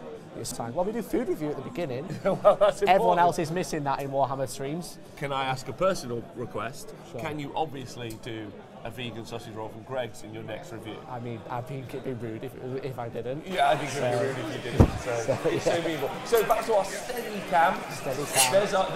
There's the bunker. As you can see, the little bright light at the start. That's our Sol system, the stream objective lighting system. Exactly. Seems so serious with an acronym. And that's the little bunker. So that was at this section of the board here. So it's a bunker of racks and then a unit of Talos just in front. So again, Talos, Grotesques and Racks, super popular in Dark Eldar credit. Wait, so sorry, did you say popular in 40k? I said in the Dark Eldar credits. You mean in all of 40k? Well, yeah, pretty much. But yeah, because the Racks are 45 points, toughness 4. Wait, not each though. No, a unit of 5. Yeah. It's 45 points. Same as a guardsman. Yeah. A unit of 10 guardsmen, so that's... They don't have any guns though. All right, okay. They don't have any orders. Which is true, they don't fire 40 shots. They do have 4 plus inborn and 6 of ignore damage. They do have a 4 plus inborn. They're also toughness 4. They are toughness 4. They're hardier than a space marine. Yes, they are. Okay. And they're pretty good in combat. They've got like angry farmer tools. They've got like sickles and snips and stuff. But they don't hold them. They're just stitched to the back of their arm. Imagine 5 really angry Harold Shipmans. Yes, absolutely coming to chop your face off. What was that noise? I don't know. Someone made a great noise. I could have said Dr. Zhivago, but I just wanted to go more relevant and more current. So there we go. So everyone, thank you for joining us on Twitch. I hope you're enjoying the show. Mikey's doing a great job. Really proud of you, Mikey. I knew you'd be a natural. Thank you. I knew you'd do good. I tried to be natural. Yeah, you're doing a great job. So I think we're into the psychic phase? I think they are into the psychic phase, yeah. So something that's brought up in the ITC, it's still the movement phase, I apologise. Okay, answer the questions. So basically, in ITC they say they're still using chapter 2017 chapter approved. This isn't for points. What this is for things like deployment. Because in 2018 chapter approved, they obviously changed the way deployment works, where you roll off, and then one person drops all their army, the other person drops all their army, and then whoever drops first chooses who goes first. Whereas in ITC, you still alternate deployment, and they're going to be doing that for the rest of the season. And then having a big meeting with like rich teas, custard creams, working out how they're going to change the deployment, and whether they do change or not. So, okay. So that is something interesting to note. So they use the old style deployment, but they are still using the current points. So there you go. All right, very interesting. Thank you very much. Is there a possibility to look at the list played? Yes, if you type in !list, thank you very much. There you go. I'm man on the ground. So BCP, the event is sponsored by BCP, which means you can go onto Best Coast Pairings, which is an app you can get on your phone, and if you go onto the app, you can see those lists. If you type in the last chance to open, which is where the event is, you'll be able to go find the list. When you find the list, because it's sponsored by BCP, you're able to see it for free. If you subscribe to BCP, then the events that aren't sponsored, you can then look at the lists. Sure. So like, there's either not a paywall or there's a paywall depending on. But for this event, no paywall. Yeah, Go on crazy. this event, none. On this exactly. event, I'm not saying that's negative. I actually think the BCP is an excellent. It is great. Excellent start to what wargaming events need in the future as we go forward. Yeah, exactly. So something to note with obviously the ITC, it is the independent tournament circuit or the international tournament circuit. Yeah. And basically they kind of like they take the rule book and they kind of sometimes they change quite how things work. So like things like deployment, they decided to keep it the old way. Also, something to note is they have rules for what's known as an enclosed ruin, which is like this building in the middle. So the enclosed ruin is a building that has 4 walls and a roof, right? Well, you know my feelings about ruins. They're ruined 40k. They do. I've said this many times. So basically, what there is what they ruled this is normally if you have fly, right, you can move through terrain as if it weren't there during the movement phase, right? But the problem is in some ITC events, what we saw was flyers like this flying onto a building like this, and then pretending to land on the bottom level and hiding in little buildings. Of course. And guess what they were? They were Crimson Hunters, Rob. So what they clarified was if you have fly, you can only go into these buildings if you have the infantry keyword as well. Right. So for this particular point, it doesn't matter too much. But there's a cheeky homunculus in this building. Belonging to Eric, which is within 6 inches of these Talos. More than an inch away from the wall, so he can't get charged by anything that doesn't have fly. So basically, once these grotesques have gone, nothing will be able to touch this homunculus, so he'll have a nice 6-inch bubble being able to just poke out where he needs the plus toughness. It's almost like it's an abusive house rule. Yeah, and because ITC lower level blocks line of sight, so this is quite conscientious. Yeah, you can see him. There's the building in question. So there's a homunculus in there giving out the plus 6-inch bubble. Because these windows, you can't really block. The reason we did this is much easier for terrain. It makes it a bit better because when 40k 8th edition first came out, terrain was pretty rubbish, the rules for it. So pretty much nothing got cover save. It's basically like playing Planet Bowling Ball with no terrain. I like that though. Of course you do. I like that because it hasn't changed. If you played against Tau, no matter where you were with cover against tank, you were taking 124 shots yesterday. Yeah. No matter where you were. Doesn't matter. Ignore line of sight and ignore cover. Yeah. But SMS is super strong because of these rules, because all these bottom levels block line of sight. So put anything in there. These flyers, all these flyers everywhere, can't do anything. Yeah, so it's non-interaction. I'm just, realistically, for an entire show that we could do on the Honest Wargamer, which we could talk about enclosed ruins. We could talk about it, but in my opinion, you put me in one the other day, didn't like it. Yeah, we did put you in one for the list review show, but I just think it's rubbish. Yeah. Right? I just think just ignore it. Just have everything be a flat box. Done. Everyone's can't a flat go box. in it. Let's just print them off. No. Let's get some cool images off the internet. Just put paper down for terrain. Done. Get done. Well, origami buildings. That's what I want. Yeah. One Swans. giant Swans paper everywhere. swan. Yeah, all over the board. Yeah. Because I feel like it just conflates the rules, confounds it, and also when people are listening at home, they're like, I don't know what an ITC is. Yeah. I don't know what an enclosed ruin is. It's just like, just make a bloody hill. Also, why are so many battles always fought in the cities? Terrible. I know, and they're always ruined buildings. They're always ruined they've buildings. They've been blown up. There's nothing I'm there. like, do you know what? If I was the maintenance man in the 40k universe, I'd be like, you guys are just having my pants down. Every time I it's a fix a bank holiday building. weekend, the government shut down, yeah, and here I am trying to put a bit of plaster of Paris back up on this half-ruined building. Yeah, then a bunch of planes come around and drop a bomb. It's killing me, Mikey. Yes. But talking of killing, what's happening in the game? So this is the shooting phase. So as we spoke about earlier, these Crimson Hunter Exarchs, Basically, reroll hits of 1 because they're an X-Arc, and then reroll wounds against things that fly. So they've been targeting these Talos that are over here. We've managed to kill 2 of them from the unit of 3. 2 of them? 2 of them. Shall I tell you all about Talos, Rob? No, I already know about Talos. You do know when we did... So I did the Drakari book review. Of course. On the week it came out. Yeah, and I went, do you know what everyone's going to say? Grotesques and Talos. Yeah, and I was like, really? I was like, what, a 4-up invulnerable save on toughness 7? Yes. Yeah. By the way, that's the same as Mortarion. Yes, it is. Yeah. And but a unit of 3 is how and many they wounds? have ignore damage as well. It's 7 wounds each, so 21. 21 wounds. So more wounds than Mortarion. But it would but that would be fine if obviously they were more points than Mortarion. Yeah, which they're not. Which they're not. Yes. No. So the best loadout is also the cheapest in points. Did you know that? Did you know that bit? The worst loadout is the most expensive. So the worst loadout's around 140 points, but when you take all the options, the best ones, the Haywire Blasters, the Macro Scalpel, and the Chain Flail, 94 points. Okay. It's a flying dreadnought with an invuln that's cheaper than a dreadnought, and it has better guns. And 3 of them is better than Mortarion. Yeah, exactly. And you can have 9. Yes. Imagine 3 Mortarions that are cheaper. Yes. So take Mortarion and Magnus, and then take another character. That reroll charges, and then cause morale buffs. That's what 9 Talos are. You may have heard. There might be an entire Black Library series on Mortarion or Magnus, but the new one I'm writing about Talos is going to be magnificent and read the world over. So we did just cut to this section. We had a view of this area because there were 3 Talos, but these flyers managed to delete them, and then they blew up and caused some wounds onto the racks and onto the characters that are hiding around here. Oh, okay. But now we're in the combat phase, and this is crucial now. So wait, so where did the grotesque? So there was that unit of grotesques right here, and they've moved to here. Where did they haven't charged anything? No, it doesn't like. But obviously, with Colm, he's trying to think about move blocking the flyers. Right. So he's trying to force the flyers off the board if he can. So he's trying to protect the grotesques from the combat, I think, and then just whittle everything else down. Yep. So I'm looking at this flyer here.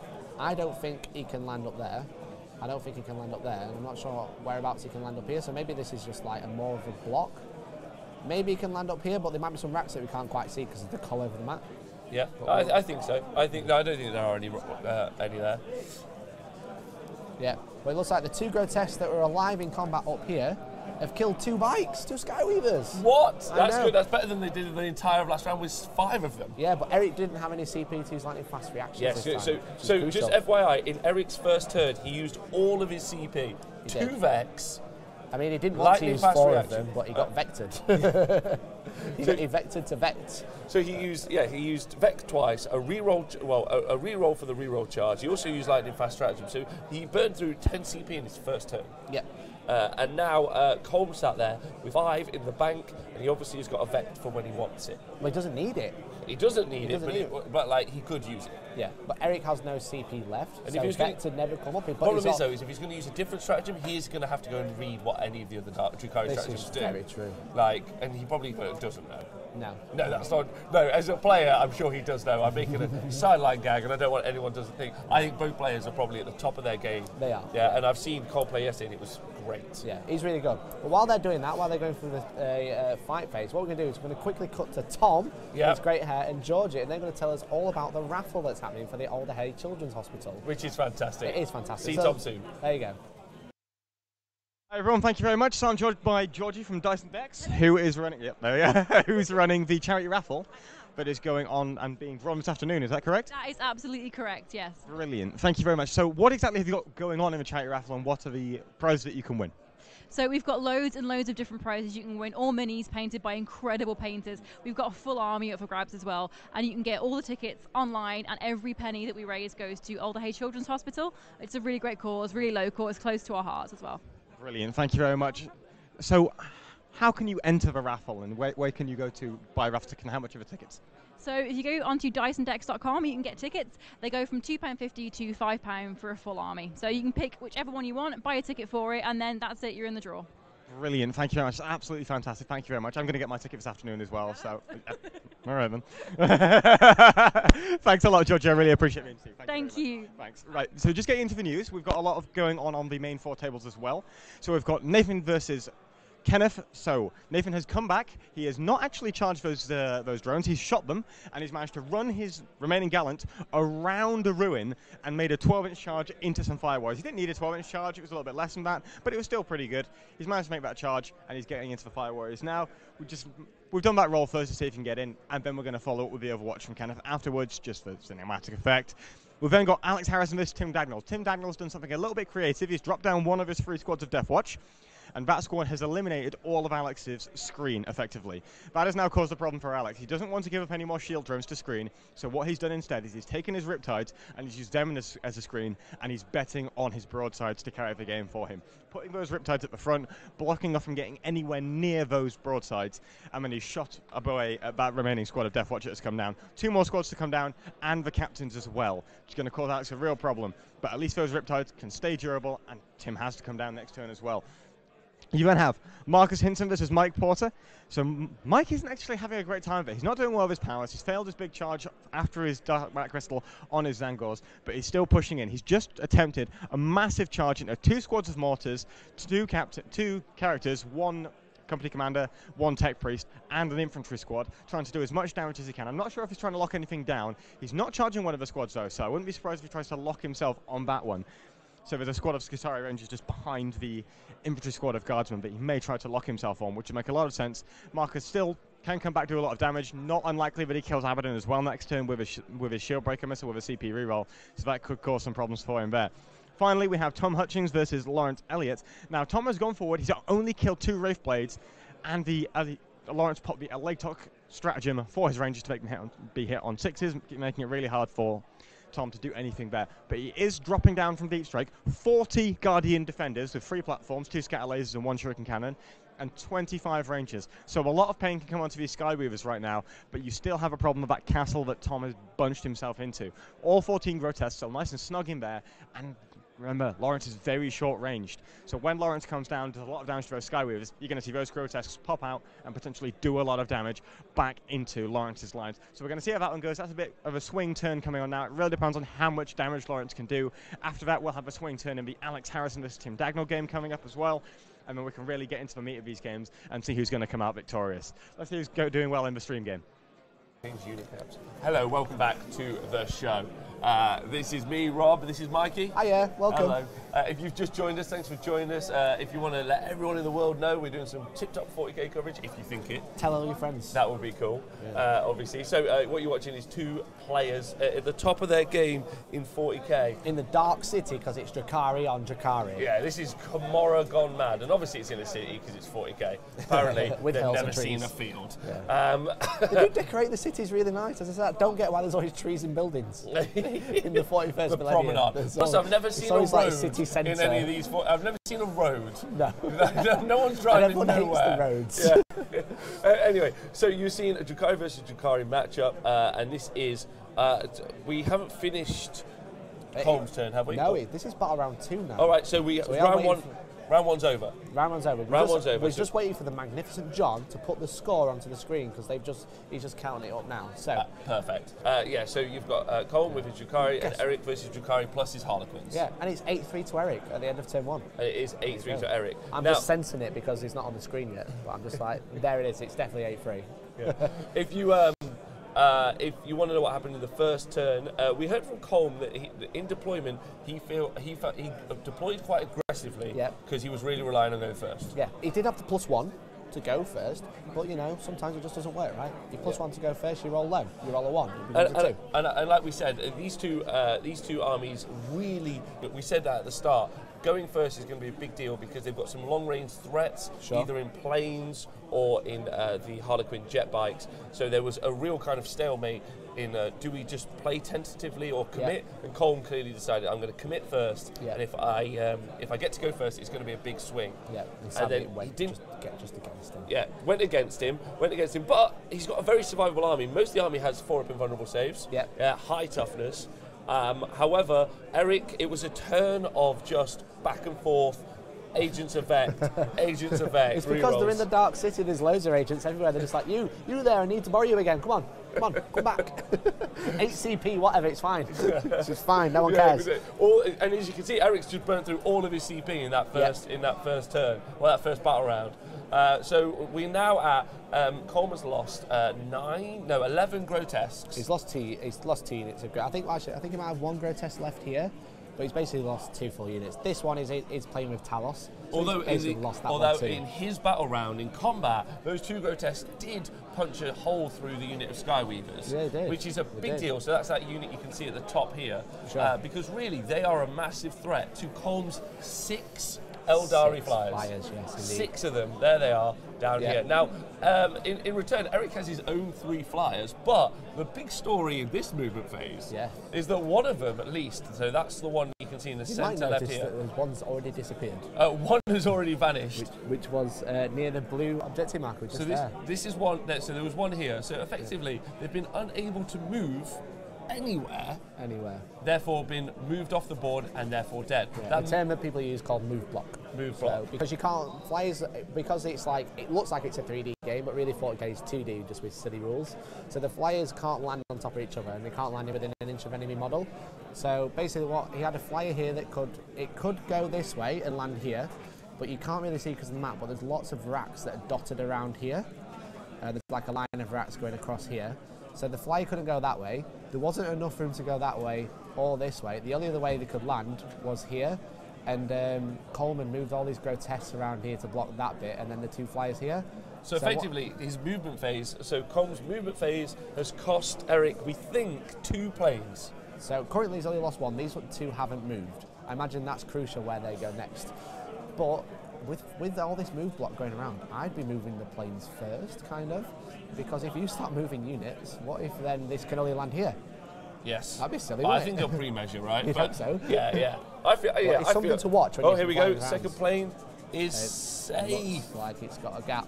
Because, there we go. So it has got. So he's only lost the 1 plane, but he lost it through movement. Mikey, that's massive. It is. That's massive. Huge. Knowing that you could use your movement phase to disable an army, it really does let him choose different shooting target priorities. Yeah, because you can just ignore that flyer, right? That flyer is dead. Doesn't matter what happens this turn. That flyer's going to die. Because all my units are just like hanging about on the battlefield. They're not in combat or anything. So just ignore it, shoot something else, and that's why you went for this unit of 3 Talos that are over here, which were over here. You're right, were over there, I think. So I was just about to say, this flyer is actually counted as being here because it doesn't balance on these rocks that are in this beautiful city with the landscape. So we're putting it there, but it is actually here. So next turn it'll be able to land here if there's no racks left, or it'll have to fly. It'll have to fly this way. I'm not very good at drawing straight lines. No, but the issue is with where it can fly, the kind of board control that Colm's able to have is take these units, move them up here. His own planes. Yeah. So realistically, Colm could maybe kill another plane through move blocking, yes, exactly. which I think is really interesting. Yeah. But the big kind of fight, or the big interesting choice here is that unit of grotesque. There's only 7 left. Yeah. Started out with 21. Yes, so that's a devastating first turn. They're bigger, scarier, nastier, big brothers, just as cheap brothers. The Talos, just here inside this building, is a cheeky homunculus. Which is actually Colm's. So homunculus. That is providing the +1 toughness to the unit of grotesques that are hanging out on the ball. So it looks like he had 2. We apologise earlier for saying it was... and then you have a unit of racks here, and they are protecting 3 death jesters. Yes, they are. So actually having that homunculus inside the building is keeping it safe from the death jesters, who in the first turn sniped and murdered another death jester, homunculus. So there's two homunculus. So Colm had 2, one with the Vexator Mash, which got bullied turn 1, but he has another one here. But what it looks like is Eric is moving his characters into the building, the Shadow Sea and the Death Jesters, to try and deal with this homunculus. Well, so the hallucinogen grenade launcher is actually really quite good. It can do D3 mortal wounds, which I quite like. Yeah, it can really knock out the damage. I mean, it's still, I don't know, I'm not one arguing for cheaper Eldari units, but I think the Shadow Seer could come down a few points, my opinion. But that's I think a lot of the Harlequins are quite expensive for what you get. You pay too much for that 4+1, especially compared to these guys. Especially compared to the Drukhari. Yeah. So if you I know you guys have heard Tom out back in the rest of the event. the event, giving you the event Roving feedback. There we go. But obviously, there's 100 people here. This is one of the last tournaments before the LVO, like Last Chance Open. And so it's the final opportunity for some people to get their tournament points before they go into the big final, or at the end of the season. So realistically, a big kind of story, you've got Mike Porter who's playing. He is second in the world currently in the ITC. He potentially could win the ITC. Yeah, he's only behind Nick Nanavati, who actually won the last LVO. So yeah, so I think he's looking heavy hitters. Exactly. So I think he's looking to do really well at this event now, going to the LVO, and then I think bring it home. Bring it on home. He's bringing it home. Yeah. If the Team England can't do it, Mike can do it by himself. And this is what I'm telling you, Team USA. You might not get to keep it this year. It's coming home. It's ours. Yeah. What's yours is mine. What's yours is mine. Yeah, what's yours is mine. It's Just like this scenario. That's right. Well done, Mikey. Nailed it. I got it. I'm good at this. You got it. him.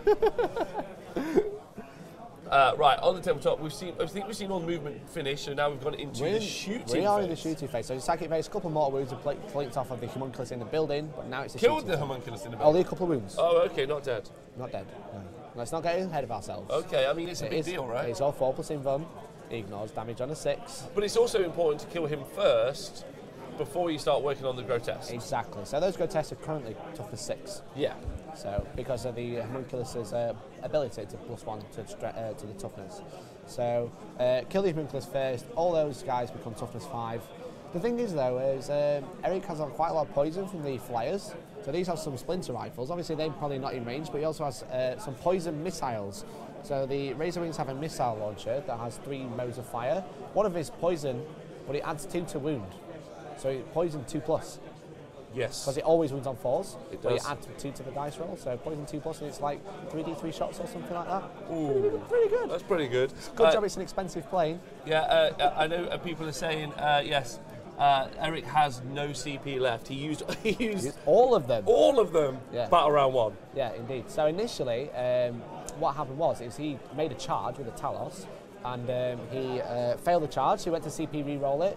So Colm vectored that, so which Eric vectored his vect, so he could re-roll it and then made the charge. So that was 4 CP gone there. But then in the fight phase of the same turn, battle round, of the very first turn, it's not even the halfway through, Colm tried to interrupt combat with a unit of grotesque, which Eric vectored, which then Colm vectored the vet, so he could interrupt, but then rolled a 6. So when you roll a 6 to vect, your opponent has to spend the CP, even though the stratagem doesn't go off.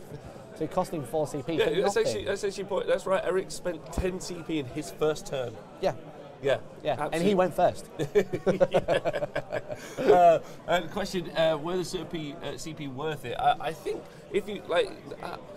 A lot of people talk about CP. We had this conversation last night a little bit, didn't we? While we were having some food after the show. Sure. CP is also always seen as an opportunity cost. Yeah. Like if you spend it as a resource, I always think it's free anyway. You turn up with it, but people either try to get more of it or keep as much of it as possible to give them the opportunity to win bigger or more.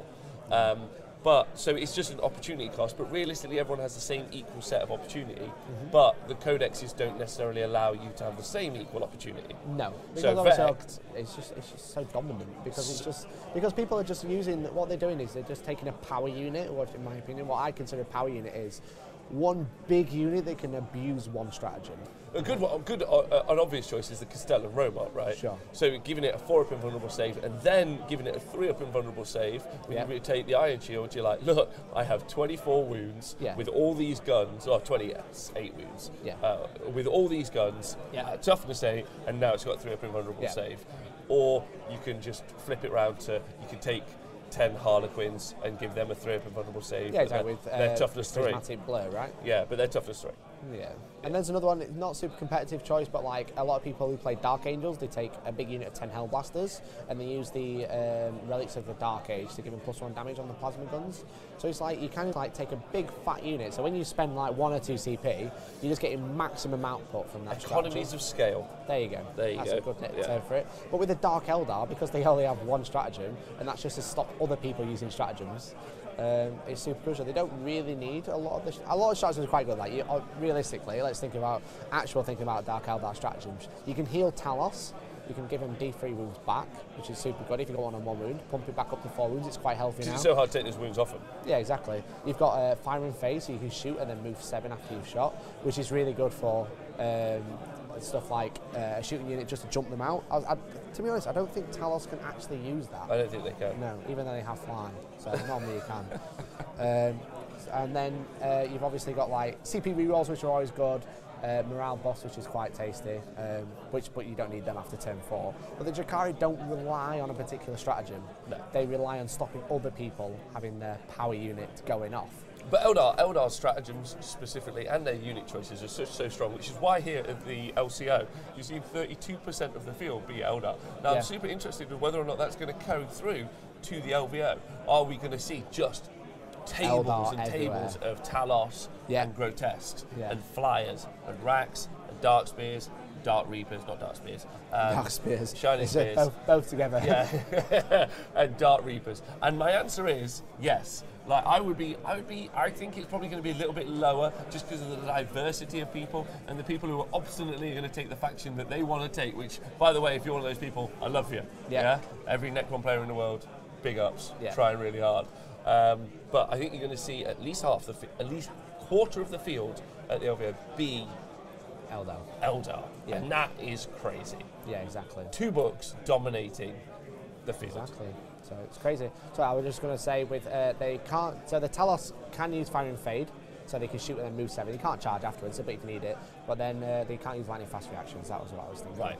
So what's something to note is Eric has been shooting some poison into the racks over here to try to get rid of the move blocking fun time that he's having over here.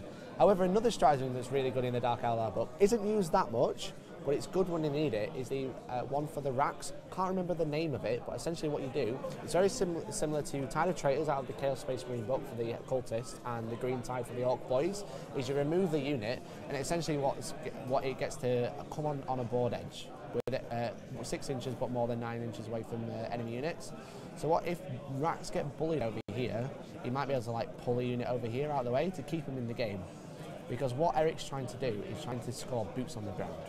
He's trying to make sure he kills everything on the ground, like these big unit Grotesques. This Homunculus that's getting beaten up in combat now, and then the racks over here. So then he'll just have Flyers left, which essentially means he'll be tabled. So yeah. So if he can survive with 1 or 2 racks, he can jump them out, hide them somewhere, and hopefully survive for a bit longer. Yeah. So you think that's the game plan? I think that's the game plan. However, Eric has just charged 6 characters into the Homunculus in this little enclosed ruin in here.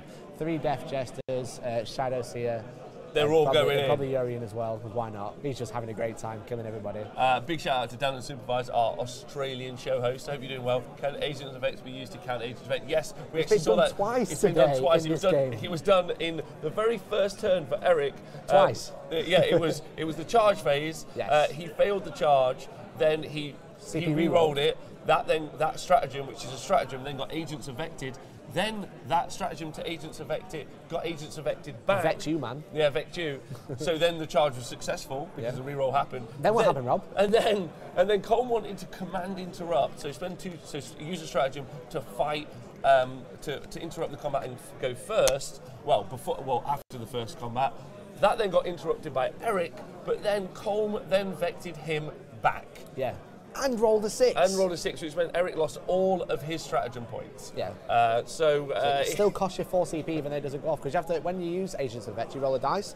On a 1, nothing happens. But Vect you can re-roll that. You can CP re-roll with another stratagem. Yeah. Which can get vectored, by the way, just saying. But then, if you roll 2 to 5, the stratagem is stopped. But if you roll a 6, the stratagem is stopped, but your opponent has to spend the CP anyway. So I mean, we've spent a lot of this battle actually talking about the Agents of Vex. Because it's so big. To say it's impactful is an understatement. It has changed the shape of 40k. It has, yeah. Like, effectively. And again, these 2 players are at the top of this tournament currently. One of these 2 players, whoever wins this game, more than likely can win the entire tournament. Sure. Yeah? And it's a Drukhari versus Drukhari match. It is. And there are more Drukhari in the field. There is, and 6 Talos have just made it into the big unit of Grotesques that are left. So if this character dies, these guys are much weaker. Yeah, realistically, it's looking like it was such a strong first turn from Eric. Yeah, he just hit the army so hard, it's been hard for and then we talked about, so if you look, there were, we heard that Cole made almost no invulnerable saves from the shooting. He made like 3. Yeah, early doors. He then had a unit of 5 grotesque, unable to kill. They killed only 1 Skyweaver in close combat, but then the 2 later killed 2. So to say he rolled quite poorly, which is unfortunate in that first turn. So it seems swingy on dice, but this game's always going to be swingy on dice because it's a mirror match. Yeah.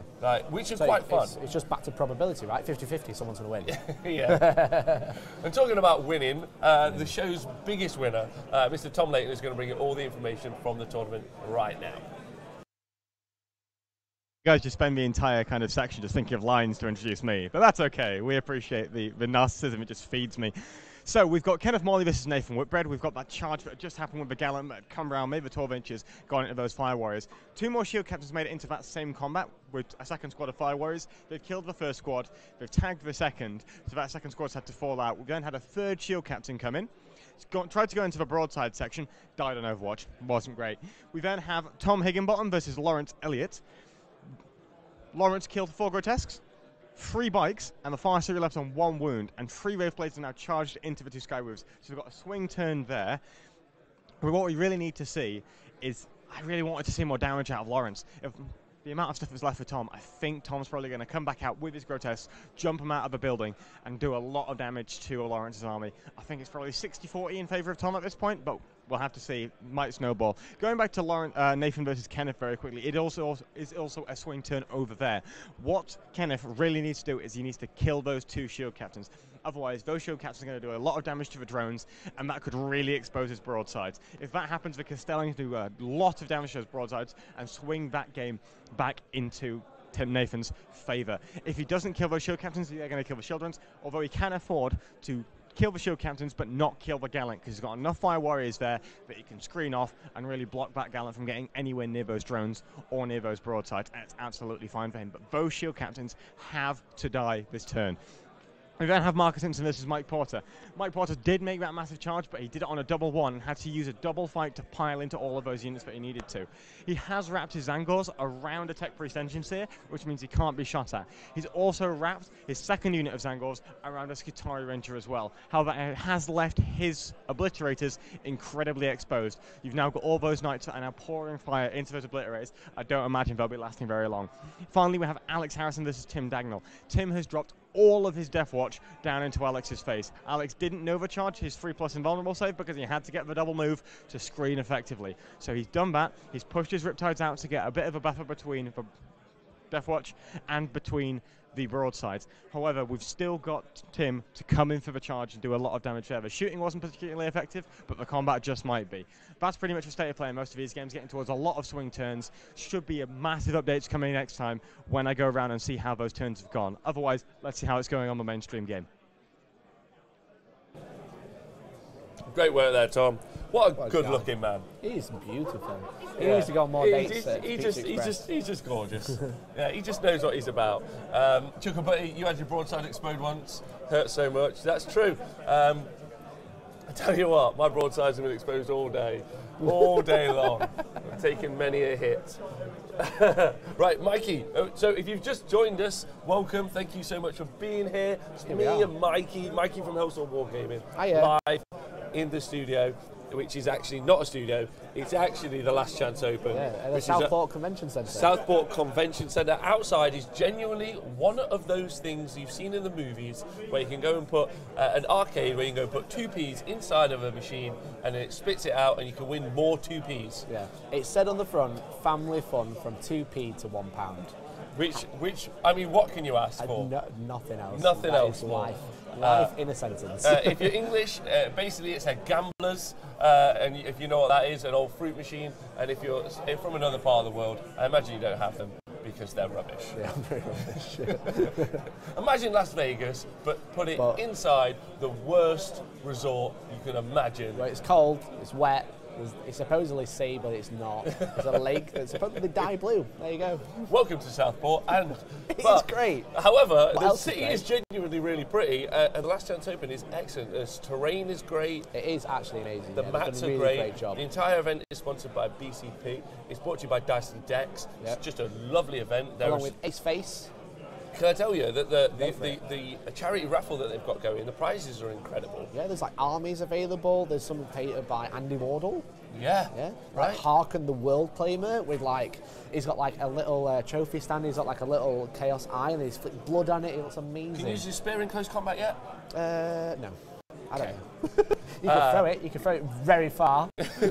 And as to the game that we're covering, you've got Jukari versus Jukari. Currently, Eric is up 8-3. It's an ITC mission format, so the scores are progressive, as you can see.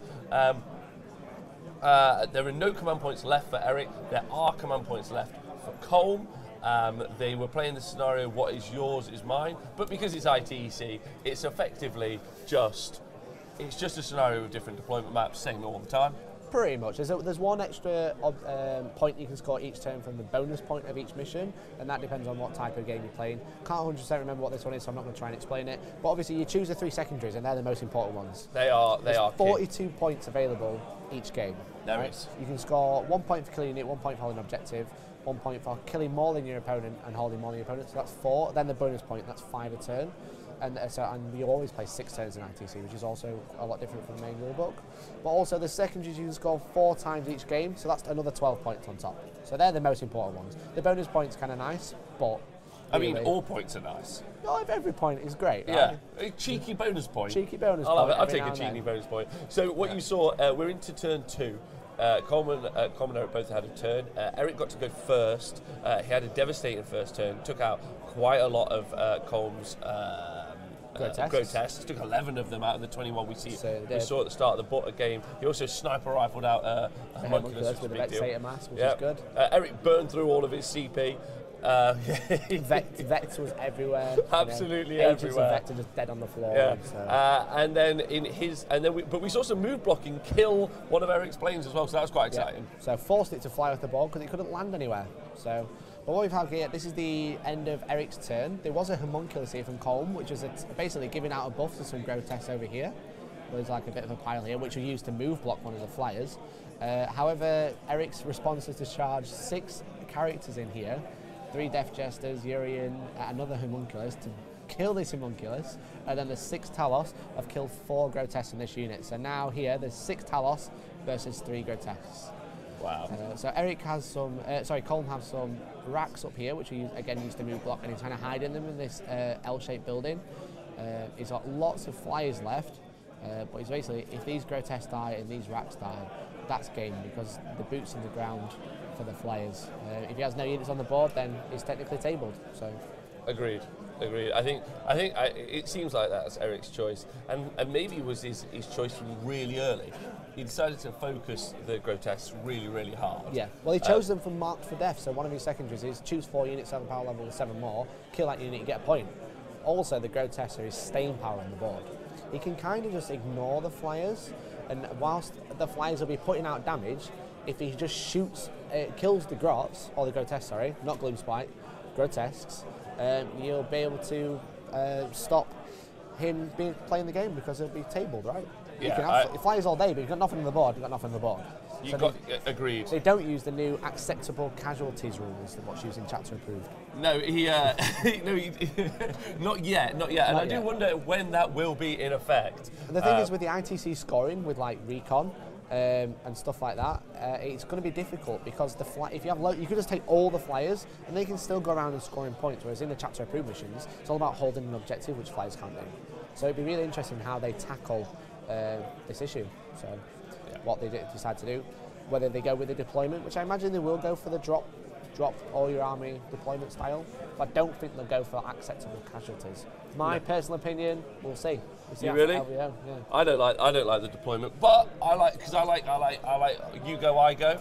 I think it's great. I think it's always fair because I think if I'm getting something, you should be getting something too. Yeah, I totally agree. However, I never like leaving my partner unsatisfied. No, it's like give and take, right? Right, that's my point. Giving and receiving. But the issue is, as we spoke about yesterday, is 40k as a whole is very slow. So there's a lot of mechanics. The thing is, like with these, like grotesque fighting Talos, I keep correcting myself, I apologise. You roll to hit, you roll to wound, you roll your save, you roll your ignore damage, you do it again. That's 4 dice rolls just for one combat. So the game mechanic is very slow. And what the thing is with when you deploy your entire army in one go, it's weird. It's how they did it in 7th edition, but also during deployment there's a lot of tactical manoeuvring if you're alternating, but it completely rides that out. So it gets rid of tactics, but also you can't really deploy slowly because you don't have to think about it. You've got a game plan in your head already. You've got a castle, you just build your castle. But there's a follow-up though, because as we see the dominance at the LCO with the 32% Eldari in attendance. I'm not saying they're the only faction that have it, but they have access to stratagems which allow them to redeploy. Phantasm, yeah. 2 CP, move 3 units. Right. I'm going to spend 10 CP. Not even one. 3. Yeah. I'm going to spend 10 CP because you can use it multiple times because it's not a battle round. So you can use it loads of times. You could potentially, move your entire army. You know you're going first, you move your army. And that's massive. It is. That's massive. So it just lends more credence to armies that are able to do things out of phase, or pre-game. I totally agree. Yeah. So we're both in agreement. Agreeing that we like and don't like it at the same time. Yeah. I don't like it because it removes the tactical flexibility. I don't like it for that reason either. But also it does speed up the game, so it is good for the game at the same time. Yeah, maybe. You're pulling a face, maybe. Maybe. Let's go for a maybe. What do you guys in the Twitch chat think? Let us know. Also, if you're watching everywhere else, YouTube, Facebook, cool. So you're all legends. Thank you. Yeah, thank you so much. So we've seen Eric's turn over. We've seen 3 grotesques have survived the combat. Look at that. So there they are. They've moved down here. Again, constantly just keeping them out of the fight with the Talos. Yeah. And I imagine that's because we're going to see these planes firing into those Talos one more time. But I don't think the Talos can survive another round of combat. Sorry, not the Talos. The grotesque would survive another round. Maybe not, and especially if Eric sends some Talos this way. However, again, because Coleman's chosen recon, if we draw the terrible quarters of the board, the grotesques are holding this corner. Yeah, I guess along with the flyer. Yeah. But they're doing their work, right? Yeah. And there's some racks up here, and then he's got a flyer up here, so he's going to be getting recon again in this turn, at least. But it's just because I reckon what happened is because he had like grotesque kind of deployed like here, the Talos hit him on one side, which is really good because what it means is not a lot of grotesque can fight back. But it also means if Colm decides to remove these casualties, he can pull these units out of combat. So it's quite big. Yeah, very big. I think that's really important. Something to be aware of. If you're fighting a big horde, someone's playing like a big unit of plague bearers and they've laid them out like this, right? Don't charge it here because then they'll bubble wrap you. Charge the corners. Always. All these guys are going to walk all the way over here. Yeah, that's it. The pincer move. Hit them on the corners. So they only get a couple in combat and you can just whittle them down. Yeah. And also, they can't run away from you. So you just like start closing in. It's really good. It also means that they can't get as many hits back into That's exactly why you do it, right? Yeah. But units like that usually are not. Well, it depends. Someone can deploy badly. But orcs are a really good example. Exactly. Don't hit like Chucklebutt said in the chat. Broadside them. Broadside them. Hit them in the flanks. Yeah. Yeah. Or over the top. Just close your eyes and do it because that's what broadsides do. Drive-bys, shoot him. Whatever you can do. So, 6 planes Colm brought to the party, 6, and he's still got all 6 in use on the tabletop. So, pretty devastating. But I think we're going to see them run into... Oh, are we seeing... Do you know what's happening? Yeah, we've seen Tide... It's not called that, though. It's not called Tide of Traitors. Even our guy at the table doesn't know what it's called, but that's fine. We're going to find out the real name of that stratagem, but essentially what it means is it takes the unit of 10 racks, pulls them off the board, and chucks them wherever he likes. Full strength again.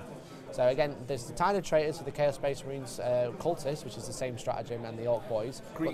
There's this Green Tide. There is called Green Tide. This is probably, best codex in the game Tide stratagem. Maybe. Who knows? Nikos is nodding, it's right. He just read it, I've seen it. So. We actually had to convince our man on the table, Nikos, with promises of a very slap-up dinner because he said he didn't want to watch two Drukhari armies fight. He said, I refuse to do this. This sucks.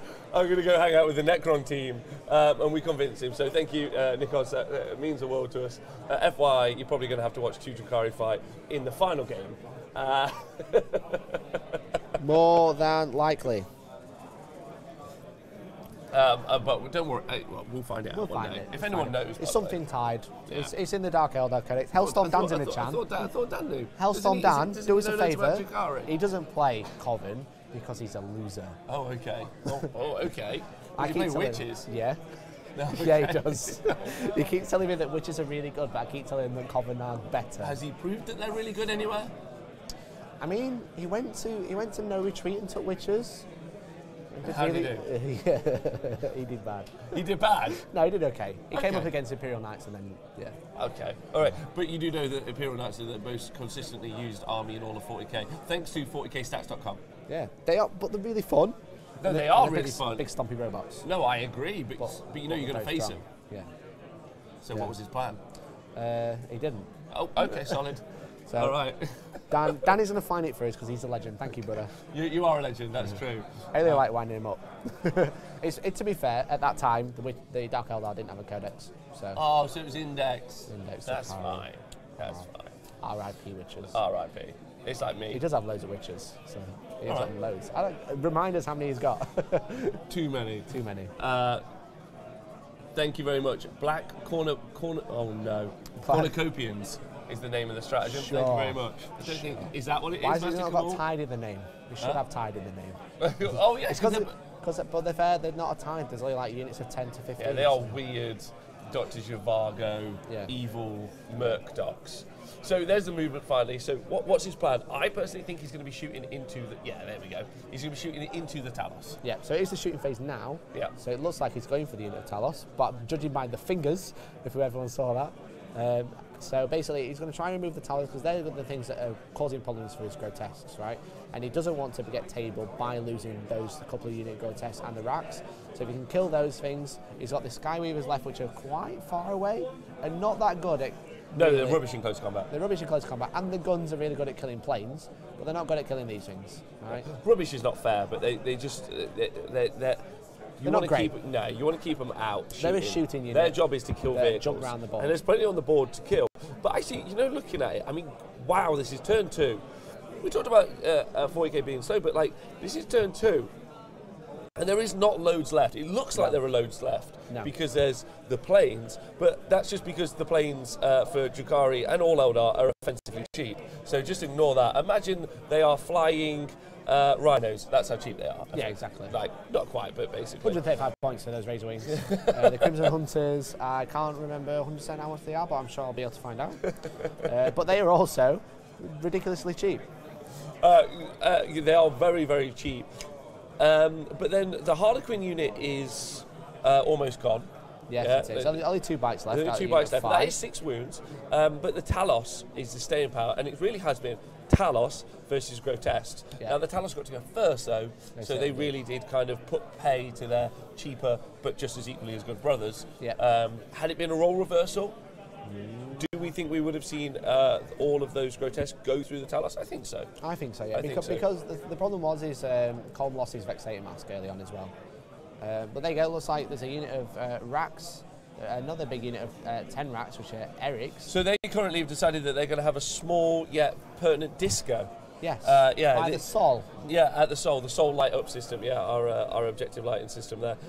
They've decided they're just going to, or it's a beacon to the planes, like shoot us, because obviously Dark Eldar love getting hurt. Yes, they do. Like, shoot power me! From pain, everybody. Shoot me! Yeah, they're just screaming into the night, I want to fight you. Yeah. Yeah. And I don't think they're going to get it.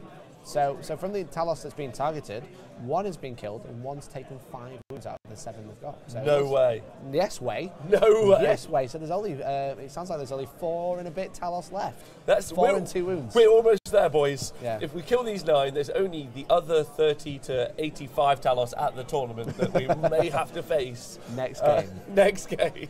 So, but these could die. Yeah, so the Crimson Hunters, again, are really good against these. Reroll 1s to hit, reroll wounds against targets with fly. Guess how many points, Rob? Oh, right, the Crimson Hunters. So they have 2 Pulse Lasers, which are Strength 8, -3 and 3 damage. They have 2 Bright Lancers, which are Strength 8, -4, D6 damage. They can move, turn twice with Wings of Cain.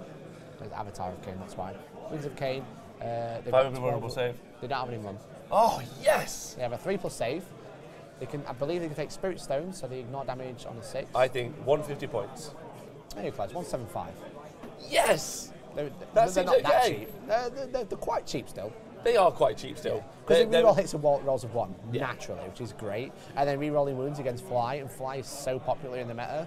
They're just such a good unit. If I compare that to my Wazbomb Blaster Jet for my Orcs, Sure. I won't, because but essentially it costs more and is way worse and is ballistic skill 5. Yeah, it is. At the start, it does get worse. It does get worse, yeah. Okay, so unfortunately. So they can't take Spirit Stones, my apologies. Thank but you, Dan. Orcs aren't really designed to fly anyway. Okay, so with that, while they're kind of finishing up the shooting phase, we'll be able to catch up if the unit Talos do survive. But shall we have a chat to Tom and his lovely hair? I would love to find out what Tom's got to say. His hair is peng. Go on, Let's go and have a look. At least 2 inches since I was last here, guys. It's perfectly normal. All right, so back to Kenneth Morley versus Nathan Whitbread. So the Gallant has died. Kenneth did decide to prioritize that. I'm not sure if that was correct, but he's done it anyway. That knight died. It then exploded all over both of the shield captains. So that solved a bit of a problem for Kenneth anyway. So he's killed that Gallant. Those 2 bikers took a lot of wounds. Then one of them died for the remainder of the shooting, so there's only 1 custard shield captain remaining. Nathan then decided that he couldn't remove enough drones with just that 1, so he's jumped it across. He's gone after some more of the guns, gone after the stealth, the stealth suits, what they're called. He's gone after those, tried to do a bit of damage to them, charged him in, managed to get a few attacks down. That combat's just resolving now, but it looks like Kenneth's going to start building pressure. He is quite short range though. He's only got 1 Riptide and 2 broadsides left. But Castellan is also pushing up the board because Nathan knows he needs those points. So he's pushing the last of his stuff in, trying to do some damage, trying to score some points. But we're going to see how that goes because it looks like Kenneth might have pressure the longer this game goes. Following on from that, we've got Tom Higginbottom versus Lawrence Elliott. Tom has jumped all of his grotesques out of that bed ruin, and now we basically have the board reduced to a 2x2 square. It's an absolute scrum in the middle. Tom's got the charges, Tom gets to pick the targets, so it's probably going to go in his favour. But if he whiffs this turn, it could be really, really bad, and you're going to get hit back quite hard by Lawrence and his Wraith Blades and Wraith Guard. But I don't think that's going to happen personally, but Tom should have it, but there's always a chance it can swing back there. Marcus Hinton versus Mike Porter. This, again, actually looks like a really close game. It's currently 12-12. Apparently that Shield Breaker missile that I said earlier went into Abaddon. It didn't, it went into Ahriman. Then the second Shield Breaker missile completely missed. Didn't touch him at all. So Ahriman is alive. Abaddon's walking up full HP. Both those squads of Zangors are still in Marcus's face, although he did charge the Crusader and the Castellan into the squad of Zangors that was already there. Hello, Johnny. You're having a nice day. Good. I'm glad he's having a nice day. They've charged into one of the squads of Zangors, killed 10, but still a lot of stuff in Marcus's face. He has lost all of his obliterators though, so all of Mike's obliterators have gone down, and according to Mike, everything needs to go perfectly for him this turn. Otherwise, he could be in a bit of trouble. I'll have to follow back up on that one later. Then Alex Harrison versus Tim Dagnall. We've had the swing turn, and I think it's gone in favour of Alex. What's ended up happening is Tim's dropped all of his Death Watch down, and of his charges, he only made 1 shield captain getting into one of the Riptides. It did kill the Riptide, but another shield captain went down to Overwatch. All of the other charges failed, and 4 intercessors went down to Overwatch as well. So now Alex is going to have a chance to turn around and blow away as many Death Watch as he can. He did not get tagged up by that shield captain either. He had screened just well enough that the Death Watch captain could not pile into the broadsides and lock them down, preventing them from shooting. So it looks like Alex has got something going in his favour in his game. Tom Higginbottom as well looks like it's going quite well. And then Kenneth Morley versus Nathan Whitbread. Kenneth probably has the edge here, but it's still close. And then Marcus Hinton versus Mike Porter is on a nice edge. That's pretty much it for remaining 4 games. Let's see how it's going on the mainstream table. Welcome back to the show. Thanks for joining us. Again, smashing work there, Tom. You are an angel whose wings were plucked off and stuck onto a large rack. Welcome back to the Last Chance Open, everybody. Here we are in sunny Southport, if the clouds weren't in the way. And there's loads of 40k players having a great time behind us, and 2 doing it on the stream. You've got Colm representing Team Scotland and Eric representing Team Wales. And there is Drukhari versus Drukhari matchup. We're in round 2. How's it going, Mikey? It's going well for the Drukhari. But specifically Eric's. Specifically Eric's. Specifically yeah. Eric's. So Eric did have the first turn, which was really crucial because Coleman deployed really aggressively with his because he had 21 grotesques kind of set up along the line of this board, and he got the +1, of course. He set up first, but then rolled really low, and Eric just rolled higher, and he failed to seize. And I think that is basically put him on the back foot. I don't think it cost him the game, wouldn't say that much. He's been on the back foot ever since then because Eric could hit him so hard. Right, so he just hit him right where he needed to, got rid of the homunculus. But then also Colm deployed aggressively. Like his intent. That's what I mean, right? His intent was to go first. He wanted first turn. Had he gone first, he would have been able to control the tide of battle, whereas Eric just countered him completely. Yeah. So what we've seen is, we've just seen Colm's turn, and he's been shooting into these Talos. So there's actually 4 left out of the 9 that started. Yes, which is 3 and 1 is still. 3 Talos is still devastating. Do like thanks for the 100-bit donation. Thank you to everyone who's subscribed or is a subscriber. You don't have to be a subscriber to talk in our chat on Twitch. No, you don't. Or watch these videos back. So just feel free to do that at your leisure. Yeah. Which is cool. We do encourage conversation. Yeah, and if you're watching on YouTube, thank you very much for checking out there. And on Facebook, Legends. What are you doing over there? Come give it that little love heart. And also one of you give it the angry emote. Yeah, love that angry emote. Yeah, just give it the angry emote, just for no reason. If you hate Twitch, put the angry emote on Facebook. So we're just going into Eric's turn 3 now. So it looks like he's trying to work out where his flyers can go, or where the other flyers can go, so he can move block as well. Right, okay, so the score at the end of round 2, we'll get that updated. There's only 2 command points for Colm at the minute. It certainly is, yeah. So he's used a couple. He's used like the black porcupines or whatever it was called for the Rax redeployment. Yeah. Put them up to black porcupines. Yeah, dark porcupines. Dark porcupines. Yeah. Well, they are very spiky, to be fair. Yeah, that's true. They are covered in blades. So can 3 Grotesques survive 3 Talos? And I feel the answer is no. And the reason that's important is because I think what Eric's game plan is going into turn 3 is obviously to wipe out all of the boots on the ground. Sure. Leaving with the flyers are doing loads of damage, but if you can just weather the storm, because like, with Talos he can, right? Yeah. I mean, he's lost a few, but they've taken a lot of firepower. So ignore the flyers and then kill everything else, and then the flyers can't do anything. They have to. Can we just talk about just how insane the amount of flyers that there are on the board here? Like realistically, like when do you often see flyers from other factions use 40k?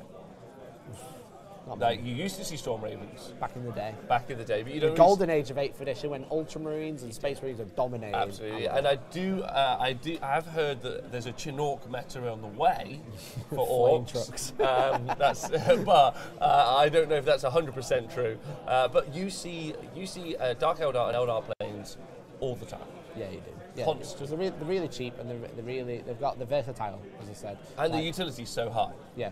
Yeah, and the 5 vulnerable so hard right now. So hard right now. Managed one to hit, they're just really hot, but they've actually been hot for like a year. Yeah. So they're super hot. Well, going into round 3, the score currently is 14-6 to Eric, so he's got quite a strong lead at the minute, of 8 points. So we'll see what Colm can do in retaliation, really. I mean, don't forget it's ITC points, so you could score a certain amount with a total of 42 being scored at the end of a game, maximum being able to be scored. It's also very rare that people actually score the full 42. I really like that, actually. I was talking about it to the guys, so like, we look at Mike Porter, who currently is in contention to win the event. He didn't score particularly well in round 2, and neither did actually Eric. I was talking to Eric earlier. Sure. He didn't score particularly well in round 2. But these 2 players, Colm and Eric, are actually at the top. It does mean that it's a little bit more wide open going who could win the big event. On who can win the big event. I like that a lot, and it also means you win, but you didn't win massive. Yeah. So I do like more granular point system for scoring.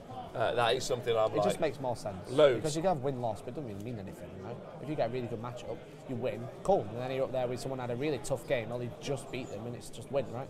That's why I also like strength of schedule. Like, who you beat is also a really important part of that process. Like, did you beat me? Then you shouldn't get as many points as if you beat Mikey. Let's go for that. Hey. Only because I play for the outrageous win every time. Yeah. What's the big play? I'm taking it. Yeah? Oh no, it's gone badly. Yeah. I don't go to the roulette table and put it on black or red. I put it on a number, and I put it all on one number. Oh my God. Yeah. We are never going to go to the casino ever. I'll feel sick. Oh no, the pressure is so I need tense. to rub my belly. I'll be that stressed. Right, question, how many flyers started this game across the 2 lists? 9. 9 started it, and actually only 1 died. Yes. Wait, yes, 1, 2, 3, 4, 5, 6, 7, 8. Only one died. It didn't die to any shooting. It died to being move blocked off the board. Yes, it did. So it was unable to land or fly at a certain point. Its base was basically not able to be put places, and then it just died. Yeah, because the only places it could go was off the board. So there you go. Quality. Yeah. Something to note, and there's only 60 minutes left of this round, so they are like 3-hour rounds. But what are you guys kind of thinking? I mean, it's kind of looking like it's going in Eric's favour. I think it's massively in Eric's favour. Like, let's not like, and again, you know, Nikos talks about it on our show. First turn problem. Like, he does think that the first turn is, and they've done things to try to mitigate that. If you look at something like the 2CP strategy, prepared positions, give everything a cover save during turn 1. Pretty good. Everything, like those flyers have a 2-up save turn 1. Horrific. But I don't think things like that really affect just incredibly cheap. These flyers are incredibly cheap. Grotesques are incredibly cheap. Talos are in comparison to other armies. Yeah, like it just isn't. There isn't the same like level of equivalence in some ways. So what I like about the Orcs being introduced to 40k currently is that they really have put, and now Hordes have been a thing with 40k for a while, but they've brought in we're really about Hordes. Yeah, they're really good at it. Yeah, we're really pushing really good at to the this. max. Yeah, we're gonna push it to the max, and now the Eldar have to ask themselves, actually, can I deal with that? Now there aren't many Orc players here. I think there are 4. Yeah. We had one on the stream, game 1. We had one on the stream, game 1, and I actually think that list is a really great list. Solid but I think he just came up against a super rare matchup, an Admech gun line that was clearly designed to take out Hordes. Yeah, because everyone's like kind of talking like it's the Horde meta, right? Well, but like you kind of got to bring an anti-meta list, so anti-Horde's really good. So like Death Watch, Admech, and stuff like that are just like really good at clearing mass models, right? But then you've turned up to this event and it's 32% of the armies are Eldar, so you're like, no, this is an elite army. Yeah. Although they really, if you look at Com's list, they can throw down a faux Horde. Yeah. Like the Grotesques all have. I mean, they're elite units, really. Yeah. They have 4 or 5 army. attacks each. And they do mortal wounds on a 6 if they choose one of the weapons. I don't think they can. I don't know if they could fight that. I think a unit of Orc boys would do a fair dint to them. They probably would, yeah. No. But they make the Orc boys fight last, so you'd fight with probably all 21 Grotesques. 20. Yeah, okay, that's pretty good. Yeah, that's pretty good. Same with the Talos. They have the chain flails, so when they attack, they double their attacks and reroll wounds. And so they have 10 attacks each. So there's 90 attacks. It's just silly. Yeah. Witch King saying 32% are Eldar. Jesus. Yeah. He won't help you here. Not against the Drukhari. Not even the Emperor can help this one. No one. Oh no. No one. These guys have spent eons and millennia absolutely learning how to be savage. Absolutely savage.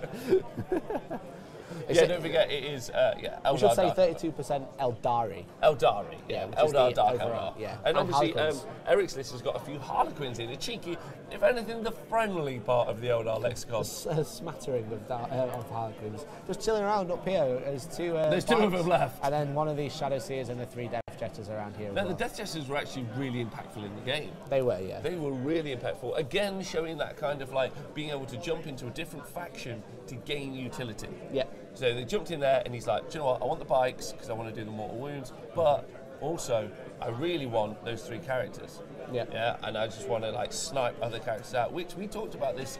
With Big Mechs for Orcs. Yeah, with the custom force fields. With the custom force fields, if you can clear them, you really do help your Orc defeat an Orc army. Okay. Do you know what? I think we'd better actually come back probably to our faces because I've actually called the game there. Wow, okay, well, let's before we do that, let's have a final look at the board. That's how it's... Oh, there you go. Did you have a final look? Hope you got it. No, let's go back. Let's go look at that final look at the board. I do want to see it. This is us. Yeah. So there we go. That's how it's ended up. So Eric, Colm just ran out of units. Yeah, exactly. Yeah? Yeah. It's just not, there's not enough, because the Talos are moving in over here. There's a couple of Grotesques here. There's a couple of Racks here. But that's all he's got, really. So let's go back to turn 1 if we get the opportunity to. One day I'm going to learn how to take a photo, and then we're going to have an image up of turn 1. That'll be good. That will be good. That won't be. Maybe John can sort that for the next round. But basically, if you want to look at the armies, you had the big Talos here. Yeah. And then you had them up against a big unit of Grotesques. Then you had planes at the back, and then you also had shooter boys at the back here. Now, effectively, first turn, blue went forward and they attacked. Yeah? Yep. But that's just because of the dice roll. Exactly, yes. Flip that around, and all of those grotesques go into the Talos bunker. Yep. So, Mikey, if we flip these planes fly over, they can add that additional damage into this unit. Into these units Smash a here. unit of Talos turn 1. What do you think? Like, as I said, I think with Eric being able to go first, and getting rid of one character sounds like, oh, you got rid of an homunculus, right? But the problem is Colm had deployed where one unit of grotesque down here was only in range of one homunculus, and then there's another homunculus here dealing with 2 other units, essentially. And what happened was this homunculus had the Vexator mask and was killed. So what that meant was this unit suddenly dropped its toughness, but also, again, I keep talking about it because it's such a strong relic, the Vexator mask lets you control the combat, right? When you've got a heavy combat army like Grotesque or Talos, you want to choose when they fight. You can force them to go last. yes. Which is super strong, but they both had it. So what Eric did was said, well, no, you can't have it. The Vexator mask is mine. Right? He put it on, he went all green, it was great. So basically, he can then, from that point on, he could choose what could do the damage out. But he's like, you're really good in combat. I'm going to try and kill you to a point where you can't retaliate. Yes. So being able to mitigate that so it couldn't be done back at him, basically made all those grotesques on the back foot all day. But what I'm basically suggesting here is, okay, here we go. do you think that this was a first turn dice roll off, and that effectively? Thank you. Do you think that is effectively what the game came down to? I think... And were we talking for 3 hours about just nothing else? I think, realistically, the way the guys are both deployed against each other, it was first turn roll-off. Had Colm deployed more defensively, had he not committed to go first, then, it would have been a bit different, right? Maybe. So at that point, then he has to commit the planes. Then the planes take the damage from the bikers and from the Talos. Yeah. But really, it was the Talos that was doing the output. So there we go. Bosh, you've just seen it live. I really appreciate that John decided to turn onto the screen there. Boom, I'm back to the table. That was useful. We're just flicking around all day, every day. So at the end of the game, it was actually 37-7 to Eric, which is a huge score. As I said, you don't normally see 42.0 win, but 37 is 37. Super high score. 37, only dropping 5 points. 37 play 7. So, Mikey, you've done a great job. We're going to do some more talking about this game afterwards. Sure. But right now, we're going to go and talk to Tom, the tallest man in Warhammer, and just see what his thoughts are while talking to Ace. It was a really nice drawing on the picture, on the screen there, guys. I'm disappointed John took it away and replaced it with your faces. It wasn't great, but oh well, it's fine. I'm stood here with Ace Face, who's the main TO of the event. Ace, how do you think the event has gone so far? Yeah, really pleased with it. Everyone seems to be having a really good time, and it's can't complain. Everyone's tired after a busy night's out on Saturday, and obviously it's heating up for the last round. So, but yeah, no, it's gone really well. Really pleased. When you say that, I've been around most of the top tables most of the day. Everyone still seems super chill, even though it's like a competitive event. You're playing at an ITC major, you're looking for all those points, and everyone's still super chill. It's really, really good atmosphere going on. I mean, have you had many rules queries to deal with? Many issues there?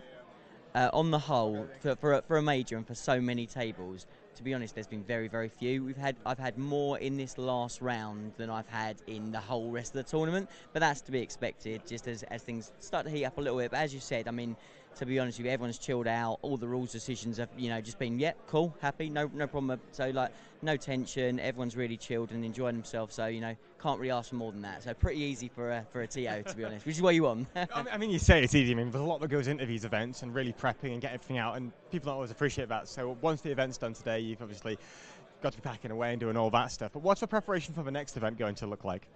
So I suppose, like anything, it's we'll kind of sit down sort of next weekend or the weekend after and kind of just post-mortem and just have a look at what really worked and what we could do better, and then it will start to be planning for the next one. And what that looks like at the moment, who knows? I kind of the emotions are always really high at these events because it's such an adrenaline rush for the TOs as well. We absolutely love it, and it's kind of you get really excited and you can't wait for the next one, and you're kind of already building. But sometimes the best thing to do is kind of almost you have that little sit down and kind of really work out what worked fantastic and what you can kind of tweak. And for us, this is a huge step because we've moved out of kind of a venue where we've been in for the last 3 years and moved into somewhere like massive with so much opportunity, but it's kind of now making sure that we focus that in the right way. So exciting times ahead, but a lot of thinking to do. I can imagine you kind of want to avoid any emotional decisions. That's why you take a week out, which I think, to be honest, is fully deserved and what have you. I mean, realistically, yeah, exactly. After all of this, I think you deserve it, mate, to be perfectly honest. Thank you very much for the interview, mate. I really do appreciate that. Thank you very much. Just a few bits of news from around the other tables. We've finished the game on the stream now pretty much, but we do have some other games that are still going on. So Kenneth Morley versus Nathan Whitbread, still going on. It looks like it's going to come down to a war of attrition between the Castellan and the remainder of the Tau army, but there's still a lot of drones remaining, and the terrain is good enough that those drones are still hiding, so Nathan can't target them directly. The Tau is still quite short range, just moving up, kind of clearing away some of the guard, but he's taking pot shots at the Castellan with his longer range shots, like the high-yield missile pods coming off of the broadsides, and the long-range heavy burst cannon coming off the Riptide as well. So he's really going for that one. Probably going to be in Kenneth's favour. He's going to be coming out that one, I think. But it's still not quite the end of the game. Still a few things that can happen if Nathan gets super lucky with his rolls on his Castellan. We then have Tom Higginbottom versus Lawrence Elliott. We still have that massive scrum in the middle of the board, but when Tom came out of his ruin, he killed 2 Warlocks, the Spirit Seer, 20 Guardians. There's only 1 Wraithblade left, and the Guardians that are left and the Wraithguard are all tied down, which means it's going to be very, very difficult to Lawrence to be able to kill all of those grotesques that are currently in his face. He doesn't have Jinx anymore. That's gone. So that game is pretty much victory imminent for Tom Higginbottom there against Lawrence Elliott. Third game, we have Marcus Hinson versus Mike Porter. Mike Porter did have a plan. He tried to execute that plan, but unfortunately, Marcus managed to get a CP back when Mike tried to re-roll a dice to get his warp time off, and using that CP he was able to use a stratagem to deny warp time, which really, really hampered Mike's plan. Remember, it's now probably going to be going Marcus's way, and Marcus is going to come out of that one with the 4th win. Finally, we have Alex Harrison versus Tim Dagnall. As we mentioned earlier, Tim failed basically all of his charges with the exception of 1 shield captain. That shield captain is now dead. All of the intercessors and the veterans are now pretty much dead. There are only 7 Death Watch models remaining, 2 Honor to Dream Crawlers, and 1 AdMech Tech Priest Engine Seer. So that game looks very, very far in Alex's favour as well. He's got pressure. The points were quite tight, but he was slightly up. But now he has the pressure to be able to keep scaling that points difference really in favour of himself. So it looks like the winners here are going to be, in my predictions, are going to be Kenneth Morley, Tom Higginbottom, Marcus Hinton, and Alex Harrison coming out alongside the winner of the stream game to really contest to see who's going to win the Last Chance Open 2019. Wargamer. I'm sure John, there we go, that's me. There we go. That's That's us. you. I forgot it was going to be us. There we go. So, hello, welcome to the Wargamer. I'm Rob, this is... I'm Mikey, hiya, Mikey, you alright? there we go. Our Twitch handles, whatever you want to do. We're all over Twitter handles, yeah, there we go. All that so this behind us is the LCO. You can see someone in classic Wargamer attire. Good work there. That's great. Hoodie, a pair of jeans. Yes, Although cargo shorts, band Top. t-shirt is my most favourite, iconic. Yeah. Not cargo shorts and a nice shirt and tie. No. I think that's a great No, look, everybody. best bang out of order. No, I won't wear that. I don't have any legs. So. Yeah, obviously, thank you, Jewel Knight Jess, Millhouse Rock, everyone, to Bolt, everyone agreeing Tom's doing a great job. He Tom is is doing a amazing. great job. Yeah, did you know he walked 7.5 kilometres yesterday? I did. He would not stop telling me. He would not stop telling me. He said he was going to charge us per mile to walk. I was like, what? It's only like 2. It sounds better in kilometres. Yeah, but I don't know if you've seen, you know, those little machines that you can get where you park your feet on it and you drive around. Segways. Segways. We are getting him a little Segway. Oh, you don't do this, you but just only leave. if you subscribe or donate enough Patreon money. That's it. Yeah, Sorry, it. guys. Patreon money for Segways. Yeah. Just told you to drive it around. What we should do is get one of those apps that when you tracks movement, so it like draws a line of where you've been walking because you just see like frantic circles in one place and Tom, everyone just thinks he's pacing. I really want to get him a horn as well on top, so when he segues up to down, he's like, ho ho! What's happened here? Catch up, please. There we go. So yeah, I hope you guys have enjoyed the coverage. Thanks very much, obviously, for checking us out. Thanks for watching on YouTube or on Facebook. Yeah. We really appreciate it. Mike, Hi, you're doing guys. really great. Thanks, man. You I've had a enjoying great it? time. You enjoying the experience? Yeah, it's really, really fun, honestly. So Cool. thank you for inviting me on. Oh no, our pleasure. Like, you do great work, and more than happy to have you on. Same with, just good. I'm all about community vibes. That's it. Community vibes. And hopefully you guys are starting to see the cool showcase that the 40k community has. Because 40k community got like a bit of a bad rep last year, or like it had some tumultuous moments. Sure. But it's an amazing community to be a part of, so hopefully you can start to really see that. And be like, Joe, I'll go and attend a 40k event. I will be taking Eldar, but... Someone has to. And then the other 30% will take him as well, so it'll be fine. Yes. Okay. Thank you very much, Fatman Miniatures. What a great comment. What a great comment. So what about the game? So the game was really interesting, wasn't it? I personally, I think it came down to the first turn roll. Yeah. Again, it's just such a shame, right? Like, is it a shame? Like, why is that? Why is that a negative? Right? I think that's the thing you really need to get work towards. Like, who's it a negative for and no one? Both players knew. I think it's kind of that situation where two people have got a pistol drawn on each other. Yeah. And they're like, or vect. Yeah, or vect. Who's going to shoot first? Yeah. And actually, what was really interesting is neither player deployed defensively. No. Neither player did. No, this is true. Now, it could have been that Eric had the stronger list and he was like, I don't need to, I can pressure you back. Yep. But neither decided to, and maybe they both just knew. They're like, look, it's going to come down to who commits first, so why dance around it for 5 turns? Just do it, right? Yeah, let's just do it on the first turn and let's just go in. Because someone has to at some point. They do, yeah. I mean, to be fair, sometimes it's really good. It doesn't. The problem is it doesn't happen enough. It's like where games are back and forth. They're always swinging when either player for the first 3 turns could take it. Well, it could have. Look, now Vect is obviously so reliable, but it was a pretty big charge. It was an 8-inch charge, which is not average to roll for the Talos to get into the grotesques. Sure. Now he had to use a command reroll. He did. So he had to. So he failed it. Yeah, so in any other world, he's failed it and it's done. He had to use a command reroll. That could have gone badly. Mm-hmm. Yeah. Fine. Then Colm vected it. Of course he did. Of course he did. Right. Now that could have gone badly and it didn't. And then he vected the Vect. That could have gone badly as well. Now, lots of those are very reliable, but not guaranteed. And even with that said, it was fairly tight, I think, realistically, because a lot of people say it comes down to dice rolls, and it could have just come down to that first turn dice roll. But it also could have been that reroll charge, either of those 2 Vects. And I think after that, it was decided. Yeah, maybe. But before then, the issue was as well is Colm had gone aggressive. But then he had the turn stolen from him. But the issue was he also just wasn't making saves. 4-up saves are great, but you've got to make them, right? So he made 1 out of 11 saves against D6, D3, 3 damage weapons, which isn't great. No, that's perfect for taking those out.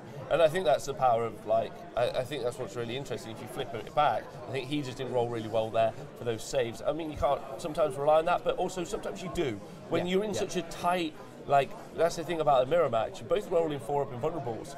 Question is who's rolling the most? Who can give you the most dice to roll? That's really important, and then wiping units out helps that.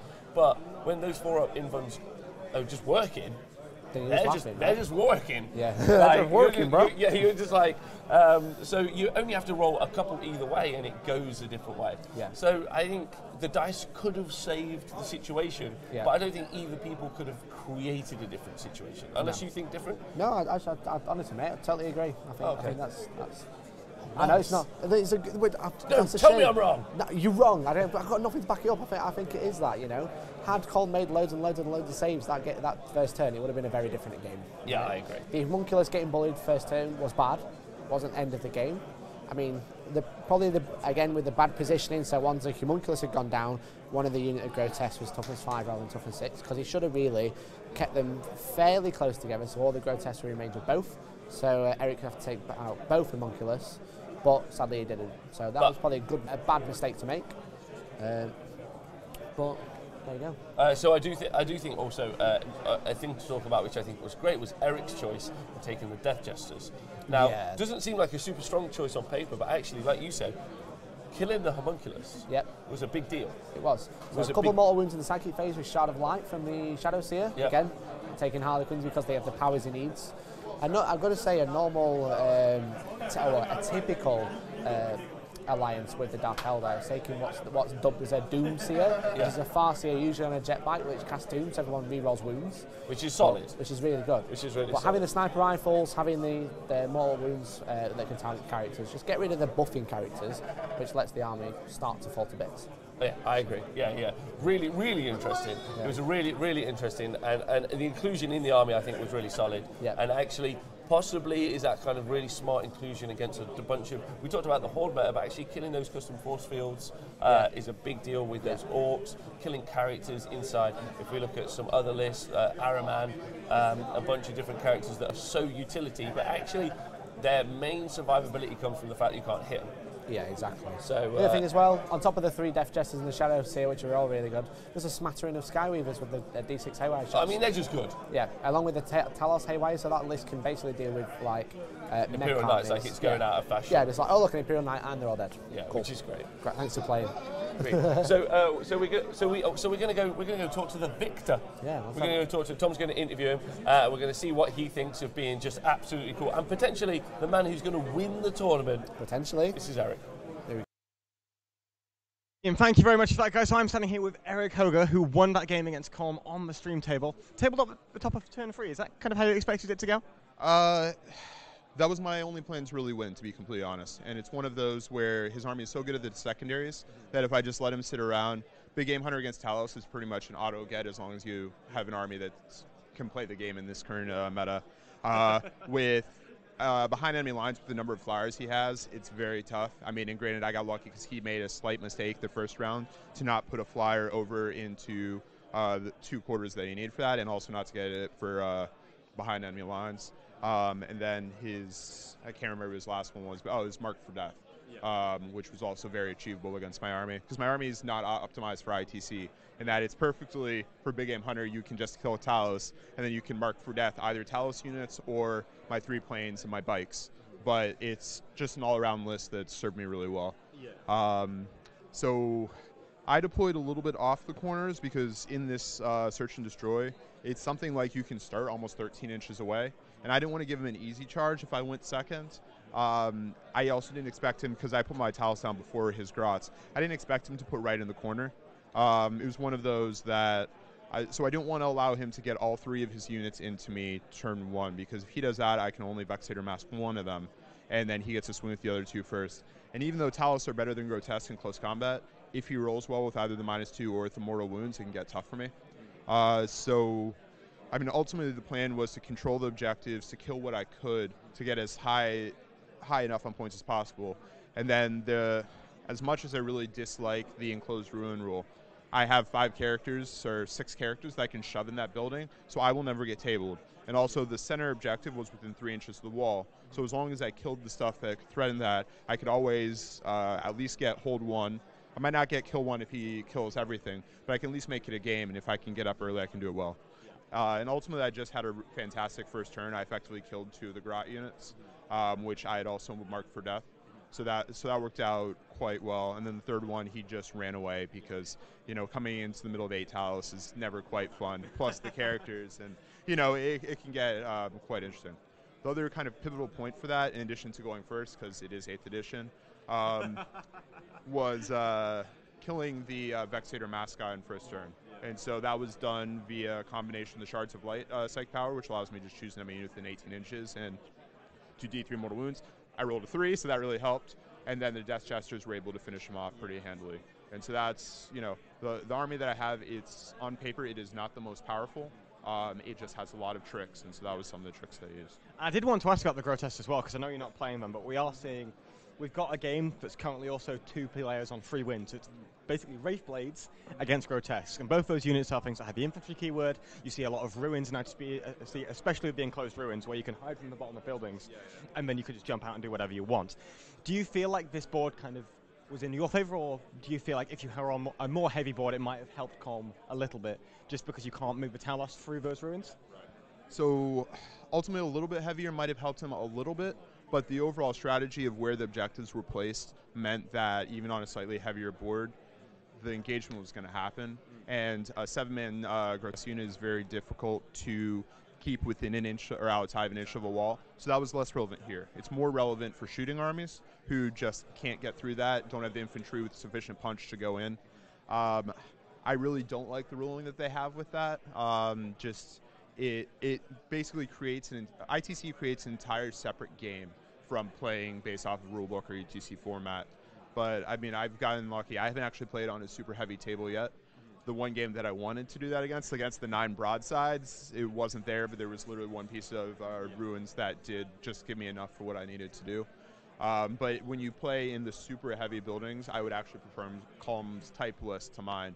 Protests are possibly better than Talos, or you could do a combination thereof.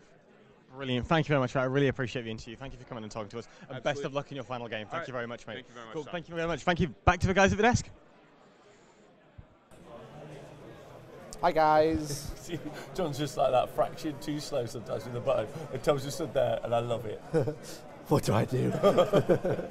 He told me once that he got so stressed once that he went to Pet's Home to stroke a rabbit. So, and that's probably what he's thinking right now. Wow. All right.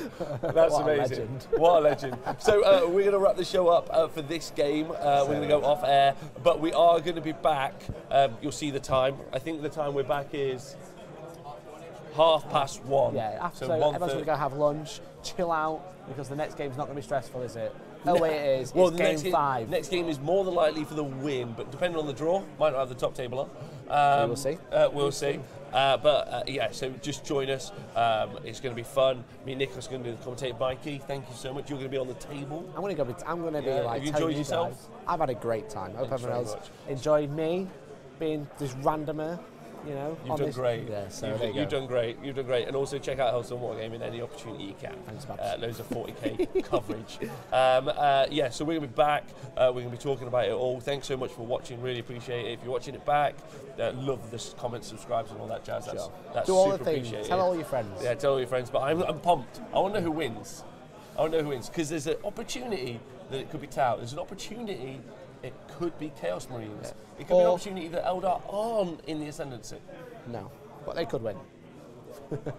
But who knows? We'll find out soon, right? Find out soon. You guys have been great. Thank you very much. Thank you. No worries. Thank you very We'll much. see you guys soon. Bye-bye.